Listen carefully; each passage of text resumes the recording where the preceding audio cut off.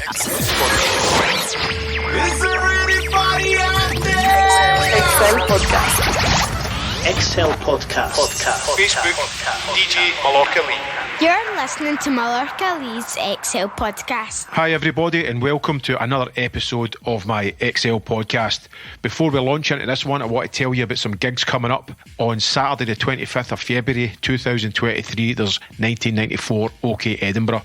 Ultrasonic, Suburban Delay, Bass Generator, Trevor Reilly, MC Cyclone, GT Sampler, Andy C from the Rhythmic State, DJ 10, Malcolm X and MC Madman are all playing at that event. Then the following week on Saturday the 4th of March, we've got 1994 This Is the Future with Ultrasonic, Dyewitness, MC Cyclone, Marc Smith, George Bowie, Joe Deacon, Malcolm X, Lee Clark and MC Voyager. Again, celebrating 10 years of amazing 1994 events. So thanks for that. You can get the tickets for that on my link tree. We've got him back, finally, and he's playing at 1994 on the 4th of March in Glasgow. And here he is, and this is his journey. Excel Podcast.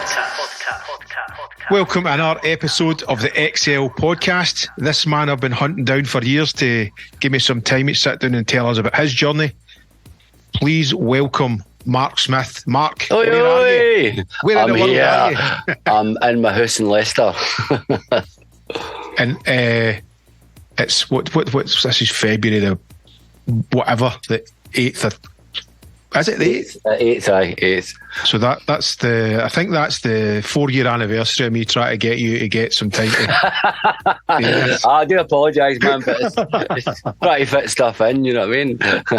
No, I do appreciate it because I know you're a busy man.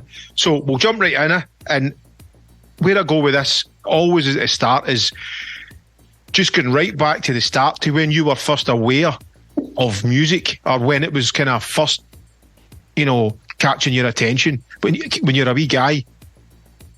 I guess it's like anybody. You listen to music, listen to tapes, listen to radio, buy singles. That's when I sort of get interested in it. It was a few years later when I hooked up with a couple of my mates who Penally, and we discovered hip hop, and after that we just immersed in hip hop culture, just everything about it. The music, the fashion, the DJs, everything, man. And that's when I DJing at that point still wasn't a thing, but I still appreciated what the hip hop people were doing, and that was about 1981. So I was 11 when I started getting into breakdancing, and that's when it really, music became a big massive part of my life, Brilliant. Scary to think when you say 11, fucking hell. I know, it's mad, isn't it? But back then, would you say that was the first kind of music that spoke to you, or was there music in the house or whatever before that, before hip hop? No, I think Top of the Pops, taping it on a tape. Oh yeah, and all that? yeah, I did all that stuff, but I think when I heard hip hop, it was another level. Do you know what I mean? It was a totally different dimension altogether. It was just like, wow, this is just amazing. And we were like crazy mad breakdancers. That's how we got into it. It was me, my mate Brian, my mate Archie. We were called the Cosmic Crew, and we were pretty badass. And then there was, for the same scheme, there was a crew of older boys, like Hammy, McHugh and guys. They were like late teens, early 20s, and then they were the Electric Boogie Crew. And then generally, because we were better than them, they came up with the idea we should all join together, and we formed Glasgow City Breakers, and we did exceptionally well. That was a huge passion. We travelled the world. We broke against amazing crews. We ran a big jam at I can't remember if it was Woodside Halls or Partick Borough Halls. We ran a big jam, DJ and stuff, and it's just immense, man. That's what hooked me.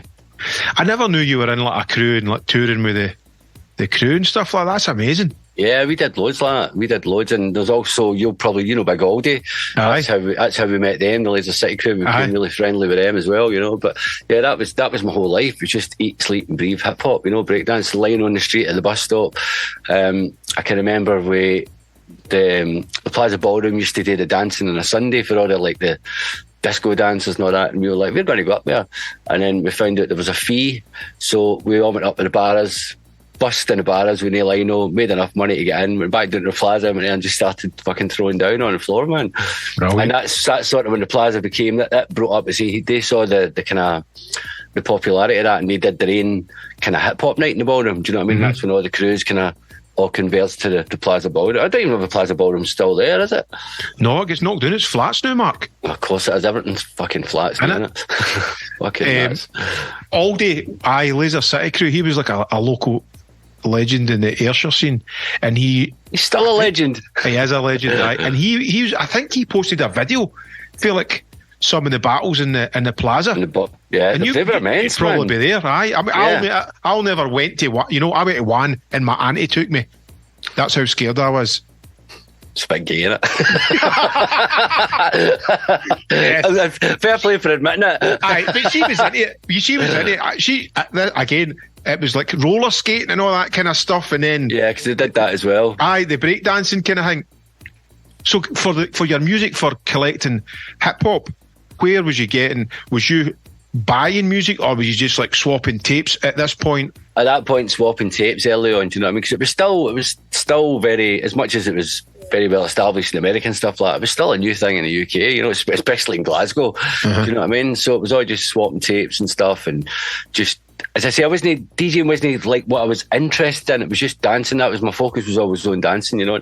And the DJing came later for Broken Glass. Was another big breaking crew from Manchester. They came up. That's another thing I was going to ask you. Third Eye Centre on Circle Hall Street. Is that still there? On the corner. I don't know if it's on. No, I don't think it was on the corner. That was a kind of an arts unit. You know, they did various arty things in it. And Broken Glass came up, and they did like an exhibition.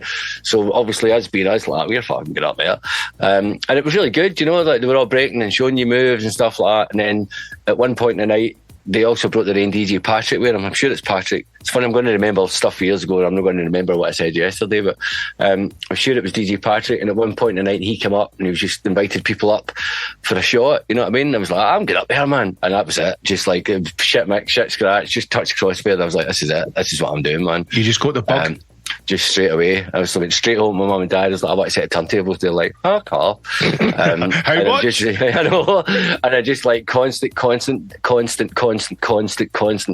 eventually I got my first set of from Tandy, realistic, Lab 150 belt driven turntables and a wee Tandy mixer. And then that was it. But then the thing I'm always thankful about that is I learned to mix on a set of belt drives. You know, I could mix, scratch, chop. Like I spent about 2, 3, 4 years like practicing, learning, constant. And my focus never came off the dancing so much, but I put so much more energy into like what I was trying to do, you know.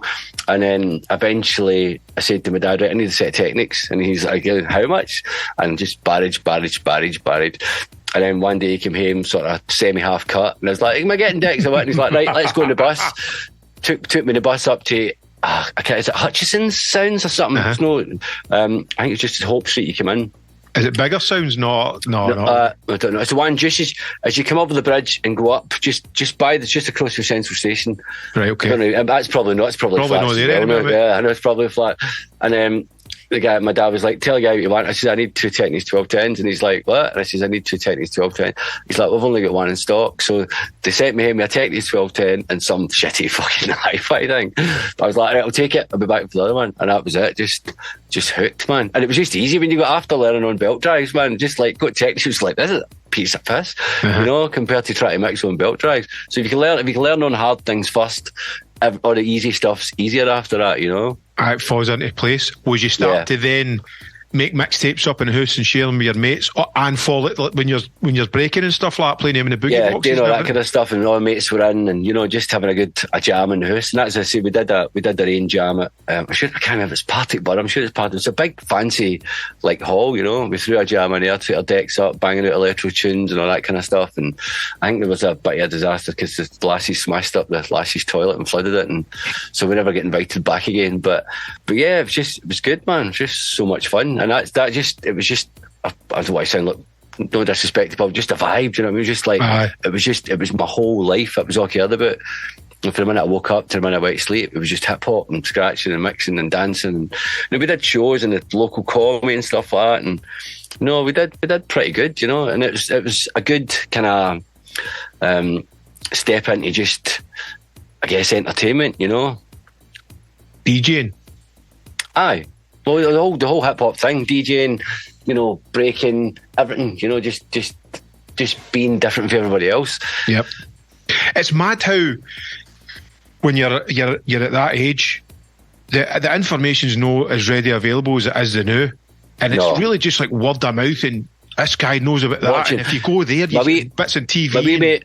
My wee mate Brian, he used to have all the videos, and that's what we used to do. We even just did a while, in case anybody in my family, we used to dog school, go to Brian's house and watch the Rocksteady Crew and all that kind of stuff, Grandmaster Flash, and that's all we did all day, and just mimicked that as much as we could, copying their moves, practice the moves, and then we just got really, really good. I know it sounded big headed, but we did get really, really good, It was just, it was good. It was what put me in the path of where I am today, and I guess we'll probably get into it later in the interview about what I'm really embarrassed about. There was a point that makes me really embarrassed because once it must have been about 16, one of the crew, Gordon, they used to go to the dancing, and it was the dancing at that point. Mark? What year's this? About 1986, right? 87. So I was just coming up for 17. Obviously with a fake ID, as you do.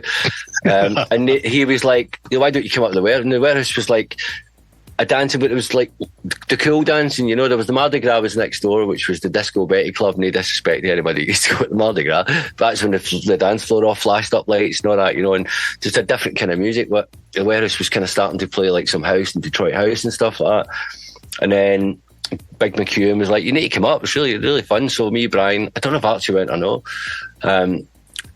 and I stepped into that club and I was just like, what? This is just, wow. I want to DJ here. And it was Paul the Giant that was running it at that point, playing like all sorts of, and I was just, at that point, I was just like, and this is what I'm embarrassed about. I just dropped hip hop like a hot potato. I was like, I'm not, this is it. And obviously that was just as the music was starting to, just as it was starting to filter into, What do you think? Was that basically your first experience of a club? What do you think made you just go, no, because dance music's where it's at? As far as hip hop goes, I was still. I teamed up with local rappers, and I was DJing for them and hip hop clubs, So it's not that I hadn't been in a club before. Just the music just grabbed me by the nuts, and I was just like, man, this is it. This is what I need to do, And I was like, I want to DJ in here. Just the vibe was so good, and we went there for a couple of years, maybe less than a couple of years, and I'd been sending tapes to Paul MC. Try because I immediately just changed my music policy altogether. I started buying all this house stuff and doing mixtapes with that kind of music in it. And then I stopped going for, a few months. And I'd never heard anything back from Paul at that point. And then met a mate up in the city and he was like, I've not seen you up the warehouse for. And I was like, yeah, I know, I've been taking some time out and doing some other bit. He said, I've taken on an apprentice DJ. I was like, what? You serious? He's like, yeah. And I was like, that was straight back up to the warehouse. And I was just like, and I was like 17 at this point, shy, timid, just like really kind of stand backish. But I had belief in my ability because I'd been doing hip hop for so long, and it was. Yeah. I think also what helped me get in that my foot in any door was the fact that I wasn't just going up mixing tunes. I was just taking everything I'd learned for hip hop and just doing that to a different style of music. This music that was just coming in, so it was like completely different for anybody else that was doing it, Mm-hmm. And I was like, I'm not being funny, mate, but I'm not that impressed with him, and you need to give me that job. And he's like, really? And I was like, seriously, man? I was like, I'm way better than him. And I would like maybe now I'd say that. I probably wouldn't even say that now, but as a 17-year-old, I would never have said that. But I'd confidence shows you your passion and drive, Mark, as well, doesn't it? It's just showing you like you've just got that fucking want, the drive. And Paul and she was like, well, come up next Friday to the Mardi Gras, because Noble used to do the Mardi Gras on a Friday night. Noble used to do the warehouse on a Friday night, and Paul MC would do the Mardi Gras, and then they would swap. Paul MC would do the warehouse on a Saturday, and Noble would do the Mardi Gras.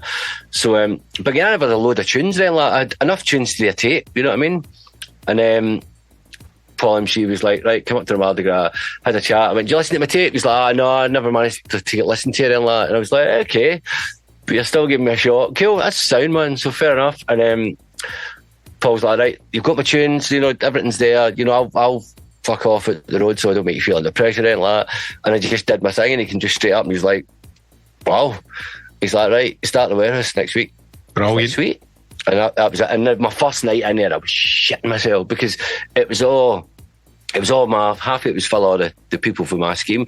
And I need to put in at this point, if it wasn't for the people I'm asking, passing my mixtapes about, you know, having, and even breakdancing wise, everybody, you know, like good uns, bad uns, wrong uns, dealers, junkies, they all supported us young boys as breakers. There were always plenty of support. And when I got into DJing, again, they always massively supported that. They were passing the mixtapes about, you need to listen to this. People going into the scheme to score drugs, you need to listen to this. And obviously the word just spread, and all of a sudden the warehouse was just huge, you know. But my first night, I was literally putting my, because Paul was like, right, you going first, as you would, you know, warm-up guy. Putting my first record on, and then I would duck behind like as if I was looking for records. But I was under the decks fucking shitting myself. Do you know what I mean? And I was like, oh, my mates are here, what happens if I fuck it up? But as you just kind of, you get used to it, you get the confidence up.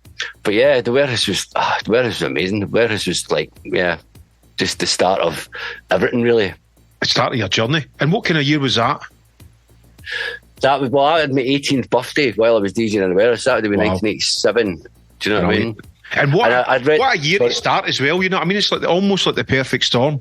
You're just coming right out the back of hip-hop, and just as dance music's about to go fucking massive. I mean, I know there's a lot to be said for being at the right place at the right time, but it literally was just a case of that, you know?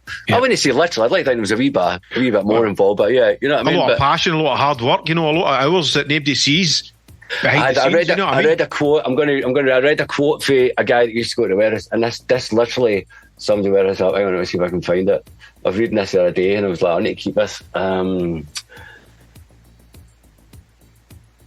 warehouse best music attracted an eclectic mix of early ravers, ex-casuals, trendies, enlightened scheme teamers, students, guys from the gay scene. That was all happening on the dance floor and at the back of the club, but the front end, there was a kind of mezzanine seating, which was still the preserve of some pretty heavy characters that you wouldn't want to get in an argument with. So although for me the warehouse was where hard house literally kicked off in Glasgow, it wasn't a Balearic peace and love type of place. It was the clubbing equivalent of an old firm game. Lots of passion, lots of noise, and a feeling that the whole thing could fucking kick off at any given moment. raving on the edge, and it literally was that. It was nuts, man. Who's summed that up? Is that something I don't know? You know? I kind of read it online. So it was a thing. It was a project I was doing. I was looking for some bits, and I read it, and I just copied and pasted that. I was like, I need to keep that, man, because it just sums it up. It could have just kicked off, and often it did kick off. Do you know what I mean? It really did. But it was the best club ever, man. Absolutely best. Well, I wrote to the best club, but like to be at the start and that club to be so good and so vibrant and so bouncing. Because Mr. C used to come up with, I can't remember his second name. I'm sure it was Dave, a guy called Dave from Edinburgh. They used to do the Wednesday night at the warehouse. This was before Mr. C was like obviously huge, you know, playing lots of great music. Is that one of the guys for the Finny Tribe, the Dave guy? No, I don't know. I know East Coaster kind of guy. As an East Coaster guy, but I don't know if it's Finny Tribe. Big tall guy with black hair. That's all I remember. Too busy bouncing about the floor at that point, you know what I mean? but that's the thing. Would you do your set then? You'd be doing on the dance floor with your mates, just raving away kind of thing? So I'd do the Saturday night at the warehouse, but I'd go up on the Wednesday to listen to this club. When at one point I was DJing Monday, Wednesday, Thursday, Friday, Saturday, because you had Hollywood, and then I'd Mardi Gras on a Friday, warehouse on a Saturday. Wasn't DJing, sorry. Hollywood, I think they had a Monday night thing, and Mr. C was thing, and it was on the Wednesday, so it was just, and I had a job at this time. I was training to be a cabinet maker, so I was like, get out 5 nights a week, get in, I used to make coffins for them, and I was getting in, still half asleep, firing brads into my leg and through my thumb, and do you know what I mean? But it's what you do for a passion of music, man. Is there any sort of tracks for your hip-hop days and the early dance days that still kind of take you back to the time? It's hard to, well, you're going to pin me down to try and think of tunes, and you know, you're just if there's ones that just instantly come. I don't know. No, to the Papua New Guinea Future Sound of London is a big track for me, and that's probably a wee bit later, but that was always huge. Are You Happy? You know that one, Voodoo Ray, all this kind of stuff. Promised Land.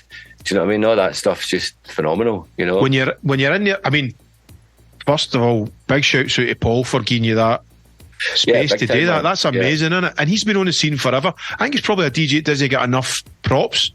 Yeah, no, big time. And, you know, to see this young guy, he saw the passion in your eyes, he went, I'll give you a shot, mate. It's amazing. Yeah, but that's what you need. You need somebody to give you that break, you know. And if I hadn't got into the warehouse when I did, would I get in somewhere else? I wouldn't know, but would I still just been plugging away trying to get somewhere, you know? But it was just, again, it's just sort of just been right place, right time, and somebody said, yeah, go on, get a go. And obviously saw that I did a bit of talent and went, yeah, fair enough, man. Do you know what I mean? When you're DJing in there, are you seeing the sort of sea change of the music going more into, I don't know, acid house? Is that sort of kicking off? Well, so Detroit house came in first, and then acid house came in, and then Italian house, I think, came in, then European techno, then you had the Manchester bit. You know, I think when that came in, I think I'd possibly already moved over the road to Club Hacienda, because the warehouse did eventually shut down, and approached Club Hacienda across the road saying... Was that across the water? That's the other side of the bridge? Across the bridge, yeah. Aye. And again, that was another amazing club, probably even more mental than the warehouse. You know, it was just nuts, because I think initially it was Rangers casuals that were there, Celtic casuals, and all the people that were in the warehouse, or all my friends, I should say. I'm not a football man, I wouldn't say who support, but they were all Rangers casuals, and they were all beautifully mental, you know what I mean? So I don't think the Club Hacienda was particularly busy, and I was like, well, look, I could fill this place, mate. I've filled half of the warehouse, literally, and asked for a door deal. And I never got a door deal. I paid a shitty wage for it, but it was my next step, you know. Mm-hmm. And then that was just mental. That was my, like, Paul MC had the warehouse, I had Hacienda was mine, you know. It was my night. I used to do from 10 o'clock at night to 11 o'clock in the morning. 10 o'clock at night to 11 o'clock at night. The boy Eggy used to run a bus through for Edinburgh, because they all used to come to the warehouse. I'd give him an 11 o'clock to 12 o'clock shot, and I would do for 12 o'clock to 5 o'clock in the morning, because at that point it was a Glasgow City of Culture, something like that, so everything was open to 5. And then did that for, I don't know how long, like 6 cases of records, and it was just nuts. And the atmosphere was just like, I know there's a lot I said about rough-ins and wrong-ins and casuals, but when they go out to party, you know, and at that point everybody was just, again, so immersed in this new music. It was just like, it was new for everybody. Aye. You know, you're getting mad casuals going out and getting full of E and having the best time of their life. Everything was sound, you know. There was the odd bit of trouble, as you get anywhere, but the club was just insane, man. Absolutely insane. It's mad that you mentioned the European City of Culture, because I think when Glasgow got that, it really did put it on the map, didn't it? Because even guys like me and pretty much everybody else, small towns like Ayrshire and stuff like that, we were coming up to Glasgow after the Metro finished at 2, because it was like 5, 6 in the morning, the clubs. Yeah, definitely. We're finishing, and I just think, I don't know, just I kind of set a fire for, you know, like everybody. Mm-hmm. And everybody's just dance music daft. Like a rave, or an illegal rave, or at that point was an all-nighter, do you know what I mean? And you never had that in Glasgow until the City of Culture, and it couldn't have came a better time, you know? Like the time the raving kicks in, and it's like, yeah, you can open until 5 or 6, and that's just what it became. Uh-huh. It's just insane, man. I mean, even your tapes from back then are still fucking legendary. You know, they probably spawned a million DJs in around Glasgow as well. Yeah, well, that was the tapes I'm talking about. All the Penalty crew would just like rattle on about, give everybody, you know, and like a lot of people hadn't heard the music, you know. Some people did, some didn't, but then they heard me playing the music and they heard how I played it, because one of the Penalty crew gave them it. And again, it just you know, it's not like it is now, everything's fake and try to look, so I'm as famous as hell and this is how many likes I've got and this is how many plays it. It's not, back in the day it was just simple word of mouth. Aye. And then you delivered on the night as well, you know what I mean? Yeah, that's it. I listen back to some of the tapes now and I'm going, oh, cringe. Oh, friends, that's what I did. I listen back to some of my sets right now and I go, cringe. I mean, when you're in the moment, yeah, you know, obviously, a mistake's a mistake, you know what I mean? But when you're in the moment, you just get away with so much more, you know what I mean? And yeah, it's not, and again, when then you're in a cold light of day dissecting one of your old mixes or something like that, it's a totally different kind of thing. You know, you're probably a lot harder on yourself as well, because you know you're listening to every minute detail. Dissect the mix when I was like 18 or 19 year old, do you know what I mean? Mm-hmm. You know, which is madness, man. But yeah, no, the Haas was amazing. And then it went from the Haas to things like the Metro, and then the old days at Destos and Dundee with Tony Cochran and stuff like that. And then it just, after that, just went boom. Well, look, that's what I was going to say. So you're gaining notoriety in Glasgow. You're running your kind of nights there. Was the first kind of steps other clubs in Glasgow try to book you? Was you not playing in Tin Pan Alley for a while? Am I getting mixed up? I think that was a little bit later. I'll forget my dates, but I think that was a little bit later because I know I used to do. I don't know if the Metro was first. Sure, I played the Metro because I can remember seeing a photo recently, and I've got a big banner painted up, Metro all day and Sunday. Do you know Albert Air? So that was in the Haas. Definitely. I started doing the Metro all day, but I say Destils and Dundee came up. I don't know if Tin Pan Alley was when I'd moved over to Heaven. I don't know. I can't remember. This is like, including the hip hop, 37 year, just dance music. I'm on the bridge of just 35 years now, innit? I mean, I was going to do a 30 year in the game album and then missed it. And I was like, fuck, that was 2 years ago. Shit. So COVID kicked in as well, innit? So I'm working on the 35 year in the game album now. So it's trying to remember all what came where and when, you know, it gets a bit difficult. But yeah, I try.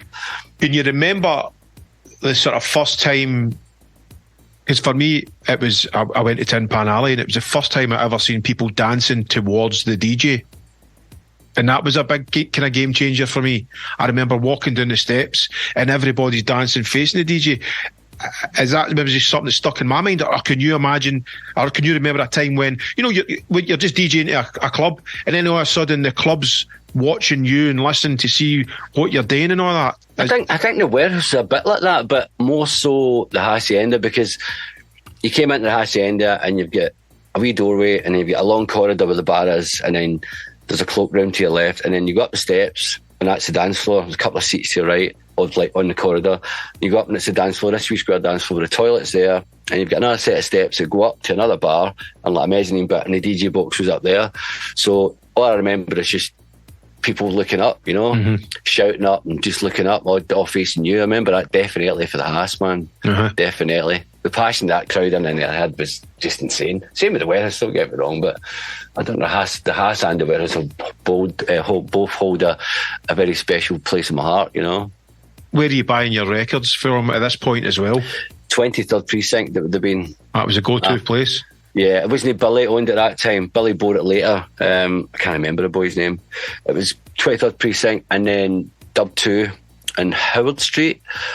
My good mate Tony used to work, I think the guy owned a guy called Scott. He used to work in there, and I ended up getting a job in Dub 2 through Tony, and ended up working in there.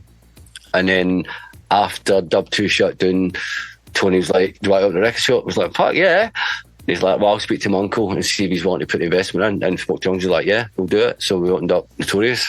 What year's this?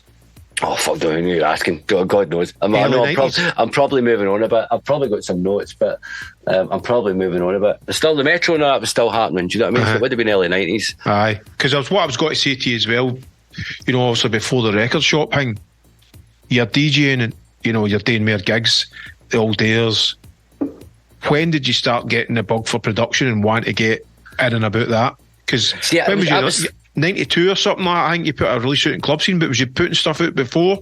No, that? I wasn't. I did a dabble when I was in the house. I remember the wee Boss SE, I can't remember the name, I think the Boss SE50 drum machine or something. No, it was because there was a shop right next to 23rd that used to sell all the studio equipment. Aye. But I wasn't mad into like, oh, what I produce. Just like, I was having a dabble. I used to have a wee Yen SX1000 synth and a drum machine, and I remember I did a wee kind of thing, recorded it onto a tape. I remember playing it in the house, and it went really well, but it wasn't something I kind of massively pursued, you know. I think it was after I got with Bill, I was like, fuck it, I'm just going to start, you know. It was the next level thing. You get your management company, I know you probably talk, excuse me, you do your DJing, you get sent to a management company, your management company owns a label. It's the next logical step to start producing music, you know. And that's when I started buying more gear and properly getting into it. So, do you think it was something you wanted to do, or did Bill kind of help guide you to, this is Bill Granger for the club scene we're talking about, innit? Did he, yeah, of course, yeah, kind of go, I can facilitate you to get into a studio and I think it's something you should do? Yeah, no, I think Bill definitely did, you know. And I think I never went into the studio. I think because I knew the label was there, I think I bought a and Sonic EPS 16 plus after John Campbell, which had like 9.2 seconds of sample time on it. That was fucking. I wrote so many fucking tunes on that. Do you know what I mean? I didn't know Sonic was your first thing as well, because that was just a fucking belter, a keyboard. Yeah, I've still got it sitting in the corner here. I can look at it now. Is it still fully working? With the OEX expander, it gives you the 8 outs instead of 2. Amazing. You know, so I've still got loads of samples that I want to pull off of that, and I've still got all my discs in a big disc thing. I'd probably no work, to be fair. They'll all be dead now, mate. But I've got a couple after them recently for a couple of bits, but that'd be gold mine in there, man. Again, it's time, and it's just like I'm going to do that, and I've got a big cupboard full of studio gear that I've got a reminder on my phone because every day it says sell studio gear. It's just stuff that I don't use, no use for ages. I've carted that about from house move to house move to house move along with the records. I'm like, I need to get rid of that. And I can remember what kind of stuff are you thinking about selling? I've got an AKS 5000. So after my Sonic, if you want to talk music, my go-to sampler would have been an AKS 950. Yeah, S950, man. Filters on that were fucking incredible. And the time stretch and everything was just phenomenal, man. That was so good. But I've got an AKS 5000, which I don't use anymore. I've got a Emu Vintage Keys, which again, that and my B-Rack. And my Sonic were probably the mainstay of all my early tunes. Literally just the two of them. That was it. You know, the strings after the Emu and ripping up loads of samples and then Sonic and my wee Atari. Again, with the samples, that's you probably digging back into your hip hop and just going fucking sample galore. I mean, because you get the tunes inside it. I think nowadays everything's so over but well produced. I get that, but I wrote my best stuff when it was just sample based. You know, when you heard something like, I'm going to rip that, I'm going to rip that, I'm going to rip that. You know, you get a wee noise, you get a wee vocal. I mean, obviously nowadays with internet you can just get anything you want. You know, you can find anything anywhere. Yep. But I still love sample based, just chopping bits of sample. And you think back to some of the biggest tunes back in the day, though, just everything's mostly sample based. You know, look at Prodigy, they were all sample based bar the strings. So I think that for me, that's again, maybe it's just because it was my thing at the time and I was there when it was all kind of happening. But yeah, that's my bag still, man. I think the Prodigy is a great example. For me, their first 2, possibly 3 albums is fucking Meat Manifesto, Radio Babylon. You know that? It's just, to me, that's just like the fucking, that's the track at the Liam's went like that. Fucking off some of that and wrote 3 albums off it. Yeah. But that's what it was like. You know, you could hear something get torn about the samples, and then before you know it, you've got something totally new, and it's your thing. Totally, man. Get all that stuff hooked up, man, and all the samples off it. You'll be fucking smashing out tunes left, right, and centre. I've still got my S950. I'm not going to part with that. I'm going to rig that up. But again, it's a time thing. As I say, I guess I procrastinate, you know, but it's trying to juggle everything, you know, try to be a producer, promoter, run a label, you know what I mean, be a dad. I know loads of other people can do it, but I'm old and get tired now. I can't always be bothered. No, it's not other people can do it. Everybody's struggling. They just maybe try and fucking, you know, no flap as much and try to portray them as if I've got this handled, and then they're alone the lat. Fucking hell, man. What a day. See, I think I always perform better under pressure. I leave everything to last minute, but if I do it all too soon, I'm just thinking something's not right. You know, something I need to be right on the wire, man. And I get the best of myself when I'm on the wire. Do you know what I mean? Yeah. Big time. It's got just to be like that. Working to a deadline rather than fucking, let's work at start the noon, and in a couple of months' time we'll go, I know what you're saying. Yeah. I mean, the first track, I'm sure it was like fucking 92 or something. Was that the first piece of vinyl that you've released? Was that via Club Scene? Techno Dub. Was it Techno Dub? Breakdown. Sorry, Breakdown it would have been. How did that feel, getting your first white label and then playing it and other folk playing it and all that? Because like when we were in Dub 2 with Tony, I think it was before we moved to the Tories, it was like there was so much like good music at that point. You'd done the English stuff, the breakbeat stuff, you know, all your stuff. The bouncy techno wasn't massive. It was like that was still kind of come in at that point. So it was just like grabbing all these ideas again, sample based stuff, listening to loads of English tunes, thinking, well, we could make that work. Do you know what I mean? And then to get that done was just phenomenal. You know, I was like, well, we're onto something here. I mean, I remember listening to your early stuff, and it was definitely more an English influenced sound than what was happening in Scotland, and that's what I always kind of liked about it, because it was a wee bit more. I would say English influence, but there was still the Scottish bang in it. There was still the kick, and you know. but you could tell that it was the folk from Scotland that was influencing you. You know, your music taste was a lot more far afield. And I think that's what kind of stood you out from everybody else trying to have a show and put music out. And maybe that's worked in your favour for getting bookings maybe doing in England and stuff like that. Well, probably. I mean, I like all sorts of music, and I like to take all sorts of input for you. Do you know what I mean? I like to try and mix it up. I don't think anything should be a particular style. I know I used to get tagged as a freeform DJ, and I hate that, but it was because my sort of persona, freeform, is do what you like. No, you play trancey hardcore. It's like play what you like, play how you like it. Same with producing, it should be write what you like, write how you like it. And I didn't necessarily, this sounds a bit elitist, I don't want to sound elitist, but I didn't write, we think, oh, this will sound great to dance for everybody. Go, just wrote the music because I liked it. Luckily enough, people liked it, you know. Rather than try to write to a formula, write what somebody else is writing, or write this because somebody else wrote a tune like that and it's really big, we should do that. Just write what I wanted to write. And very luckily, you know, it is obviously a lot of luck involved as well, but people went for it. Mm-hmm.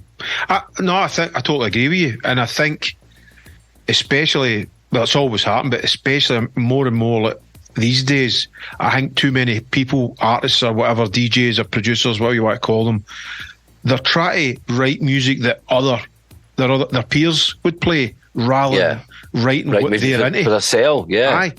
That's where you get things lost in it. When you're doing stuff for yourself, that's when you get your best results. So you write what you want, what you like, and just try and do your best to not give a fuck about what anybody else thinks about it, because you write music for you. Unless you want to get rich and famous and get gigs, then you're trying to write music for that fits the mould. You know what I mean? But I think if you write your own stuff, the good stuff will always get noticed, you know? I mean, I don't know if it's as well known of that, but I would say your DJ career and then step into production influenced the majority of Glasgow DJs. Is that something you're aware of, or? Well, not until recently, you know. I mean, I know I've got loads of mates that I could remember seeing at Heaven and Haas and the Warehouse who were just mates that used to come, you know. But I mean, I know I'm not going to mention any names in case I embarrass them or they don't want me to say it, but you know, people standing right in front of me in Heaven just watching what I'm doing, just literally watching what I'm playing, watching how I'm playing it, and then next thing they're off doing their own thing. Don't mean stealing my style, but watch me and then go and make it their own. You know what I mean? But again, I definitely felt that your DJ style and through your mixtapes and that, it was kind of like, here's a probably an analogy. You remember when Eddie Halliwell burst on the scene and then all of a sudden there was a million Eddie Halliwells? Yeah. I relate that to when you've burst on the scene and then all of a sudden everybody's wanting to be Marc Smith. That's the, you know, for an outsider looking in, that's the way I kind of seen it. You know, like you've just kind of shook things up and came out, and probably because you're a sort of a local guy with a big local following, it's resonating with other Scottish people, and they're going, fucking hell, I want some of that. I'm humbled by that, yeah. I mean, obviously, I'm good pals with Davy Forbes and a few other folk, and I know just for their admiration of you, you know, how inspired they were through what you've done, you know, kick them into. The thing is, but I never set out, this is what I was thinking about, I never set out to do anything. I was just doing what I did, and I was lucky enough, and I wasn't like, I guess at 17 I was just a young shy stoner, do you know what I mean, who liked to play music and was never business minded, never, you know, if I knew... It's going to cut out here, so I need to send another link if it does. Okay, no, right, it's all right. If I knew what I knew then, I'd probably have a different mindset on how I approached my career, but I was just caring that I was getting gigs, I was getting to play some of the biggest parties. Didn't care necessarily at that point what I was getting paid. That wasn't the end. I was just like, I'm playing here, I'm playing there. I was just like, that's amazing. I never set out to break any boundaries per se. I just got gigs off the back of what I did, and obviously you're saying I'm humbled by you saying that. XL Podcast. I look at people now and it's just like fame, money, you know. And I don't wish, but you know, if I had that mindset back then, I would be more famous and have more money. But it's not why I did it, you know. And as you were asking about, like, do I realise what people think of me? It's only like a couple of years ago, I was reading quotes and stuff, and I was like, fucking hell, man. You know, I don't know, I was quite big, but I never realised to the extent what people were saying about me and thinking about me. You know, I still get that when I read it now. I'm just like, I'm still humbled and just think it's just me. Aye. You know what I mean? I mean, that's the thing. You're focused on what you're doing. It's not as if you're focused on what everybody else around you's thinking. And then I would go as far as to say, maybe back then, if you did have that business attitude, you might have burnt out a lot quicker, because it's I think that's bizarrely, as much, again, personally speaking, as much as I'm fucking annoyed with some of the choices business wise that I made back the day. I think you needed to make the mistakes to get to where you're getting. Yeah, to learn. Yeah. Whereas if you did jump right in on the scene and you had the best management and whatever, I think you'd be burnt out in 2-3 years. It's even like you being a PA, right? Because that was something I always toyed with, right? It was always like, study a PA. And I remember recently speak to David Forbes that we were talking about.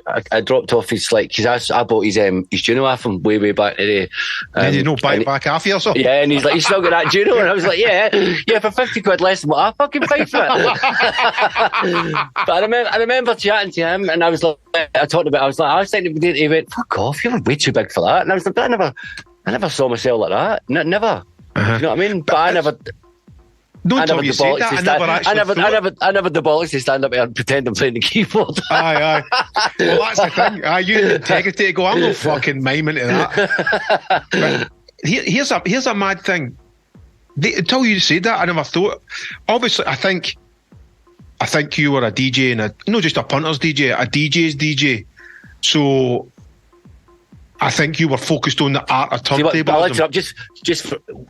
Yeah, all I class myself as back then, and I still class myself as now, is I was just a fucking mad raver who loved the music, who was lucky enough to get to play the tunes. That's I still see myself. You know, you'll still see me in front of a club, listening to who's on, or having a bounce about, or going nuts, because I'm still that's what my heart is, just raving. Do you know what I mean? But I just was lucky enough to get the chance to be that guy that helped people rave. You know, I think we're all a wee bit guilty of overusing the word luck, and when use luck, what luck means, and it's thousands of hours, Mark, in your room honing your skills. That's no luck, mate. That's hard work. But it's that Scottish mentality. You go, it's just luck, you know. I'm just right. No, it's no. That's, you know, commitment, hard work. Where all your rest of your mates are fucking out smashing windies and getting up to all sorts of trouble. I think the music is put you on a path where, you know, all your passion and your energy's gone into that. That's no luck. You know, that's, you know, I don't know if it's just because at the age you're at as well, you're not thinking this is a career move, and it's just you're just channeling all your energies into something. But it wasn't really fun. It wasn't really a career back then anyway. It was like you had disco Betty DJs, you had people playing dance music. It was what they did. It wasn't like, oh, I want to be a DJ and play in a club. It wasn't necessarily a career choice. It was just something you wanted to do. Do you know what I mean? Because everybody, like, even back in the day, disco Betty DJs were considered quite cool. You know what I mean? But it wasn't something you go, I'm going to go be a DJ when I grow up. Aye. But when I heard dance music, I was like, I'm going to be a DJ. But do you not think there was that kind of stigmatism about it as well, where you were a bit of a weirdo because you were into music and stuff? Even like, I remember like hip hop and stuff like that, and just folk who were maybe more into rock and stuff like that at school and stuff. You were just like, you were the only DJ in the village. because your scheme, there was loads of talent in your scheme. There was like that Lassie's dancing, you know, there was loads. Right. There was just loads of, and as I say, all the boys, or the crew, or the wrong uns, or the good uns, everybody was just really supportive. As I say, even when we were breakers, they were always supporting. When I get into music, everybody was supporting. Obviously, the music, again, they were getting into because it was what was happening. So they were even more supportive that this young lad for the scheme was playing in this club and doing mixtapes, and, you know, we're all mates, you know. Honestly, between good uns, bad uns, wrong uns, junkies, drug addict, everybody, I can't thank, because they're the people that actually put me where I am right now. You know, it was just a movement then for where you were brought up, can I? Yeah, totally, man. And everybody gives schemes a bad name, but schemes are amazing. They're full of amazing people. Do you know? They're full of some arseholes, but most of the time they're just full of proper, down to earth, hard working people.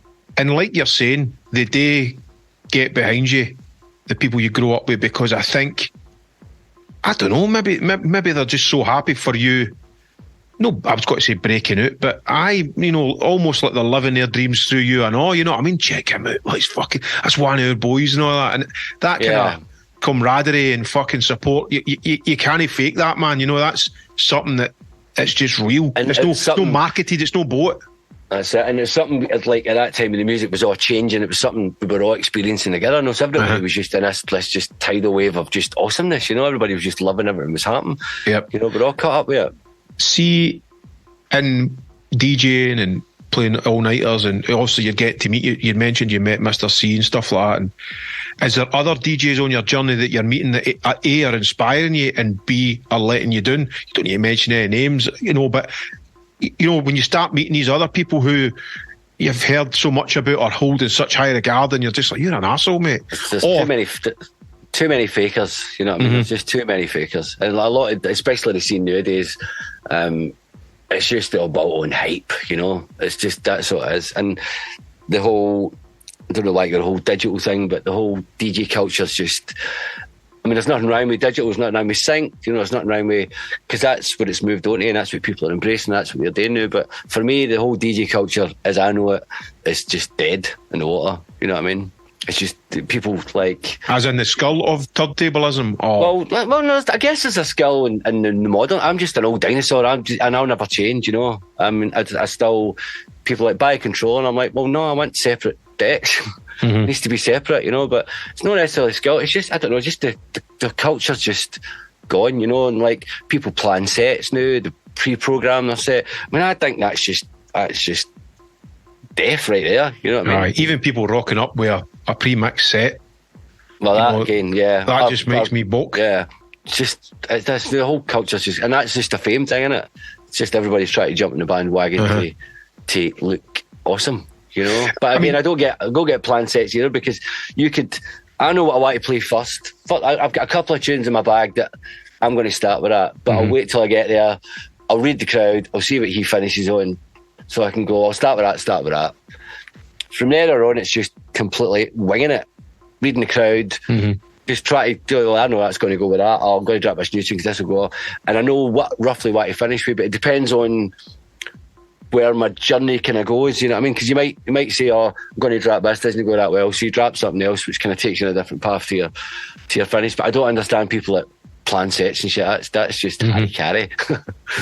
I think you can have a pot of, you know, especially with USBs, you know, like fucking more tunes than you've ever carried in boxes, and have that to go. But to sit down and go, that's what I'm playing start to finish. It's good to do the digging, but no. Yeah. But people do it, and it's just madness. I mean, even modern technology, I used to remember what I wanted to play and where it was by the cover. You know what I mean? That's how I knew. That's actually nowadays everything's just so throwaway, man. And you're just looking at. I mean, I'm not dissing it. Obviously, I've got to do it because it's what I need to play on now. But it's not as much, no, anyway, near as much fun, you know. And I can see myself like just scrolling, like I can't fucking find it. I can't find it. You know, when it's running out, and I'm like, it starts with a different letter or it's named different. I'd rather just be flicking through a book and go, that's it. You know. What about, so your career's moving, you're doing gigs, you're doing all-nighters and stuff like that, you're putting records out, your profile's growing. Is there a point in your career, mid-90s or whatever, that you're going, fucking hell, I'm doing this, I'm a you know, like, so the penny drops, you go, I'm a DJ? Or are you still thinking it's luck it's getting you by here? No, there's no. I don't think it's a case I'm thinking that. It's just like happy to be doing what I've always wanted to do. You know, I don't think there's a point where I go, fuck it, I've made it. Because I don't even know I've made it yet. You know what I mean? But I don't think it's a case of that. It's just, again, just doing what I do and be happy that I'm getting to do it. Don't get me wrong. I look back and go, oh, I've got booked for this. Do you know what I mean? Wow. I mean, even Rez knocked me back. I tell you, I was in Dub 2 at the time.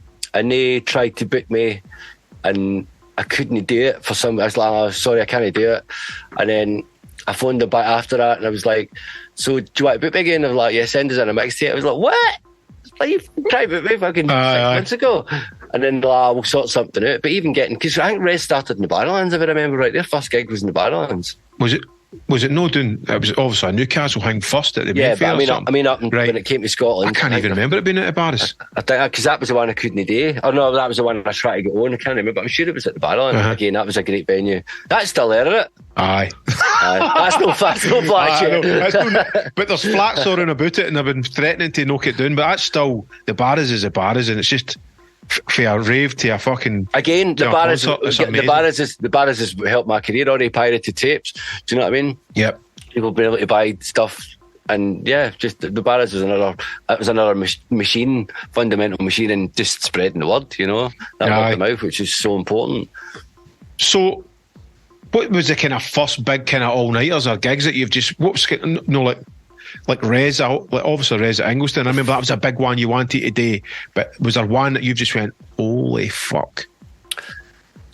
I don't know. There was a few. I think some of them. Earthquaker and all that kind of shit. Yeah, and I did a gig in Vienna called it's called Gasometer. I did this with Scott. Scott was on the same lineup, and it was an actual. You know, the big blue things at the side of the fucking M8, the hoods of gas, the big blue things. It was a brick one of them. That was the venue. And the flare was, I'm showing you the flare, but obviously people on the radio can't.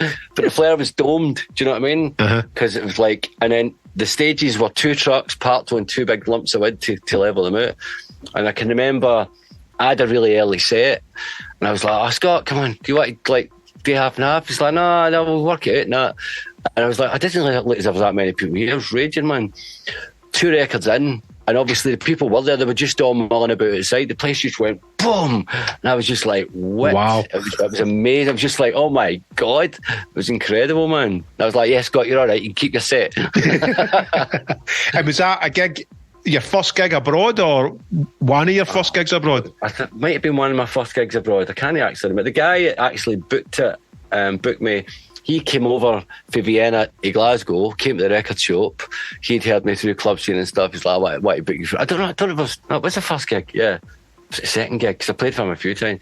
But he's even on the cover of Pump Up the Noise, I think it might be. He's one of the guys in the back cover. So I was like, let's take a photo, we'll put you on the cover. He's like, no, you won't. I was like, I fucking will. And I did. I think Big Jason for the shops got his knackers out covering on my record as well, I remember right. Things you do back then. But yeah, no, that gig, I don't know if it's a gig that my memory's not the best. I don't know, can he actually think or really want to play that and getting booked for it? I mean, it's just roll with it, you know what I mean? Mm-hmm. I mean, I did World Party in England, which is incredible. Did gigs in Australia like yourself, which is incredible. I mean, everywhere's got its own vibe, you know what I mean? Yeah. I would say, but different crowds, different tunes go off to different crowds. You know, I can remember first playing Australia and I was shitting myself because I really don't know what I'm fucking playing. Really don't know what the crowd's going to be like. Just I would crap myself on flight. But when I got there, just did what I did and it went. Obviously, because I think what people don't realise is, especially old times, people book you for not just who you are, but what you do. You know, it's not just nowadays they book you for I don't know what you play. Do you know what I mean? Some people think they've got to play all the big tunes all the time. I used to shy away from playing the big tunes. I was always B-side guy. Like, that tune's well better.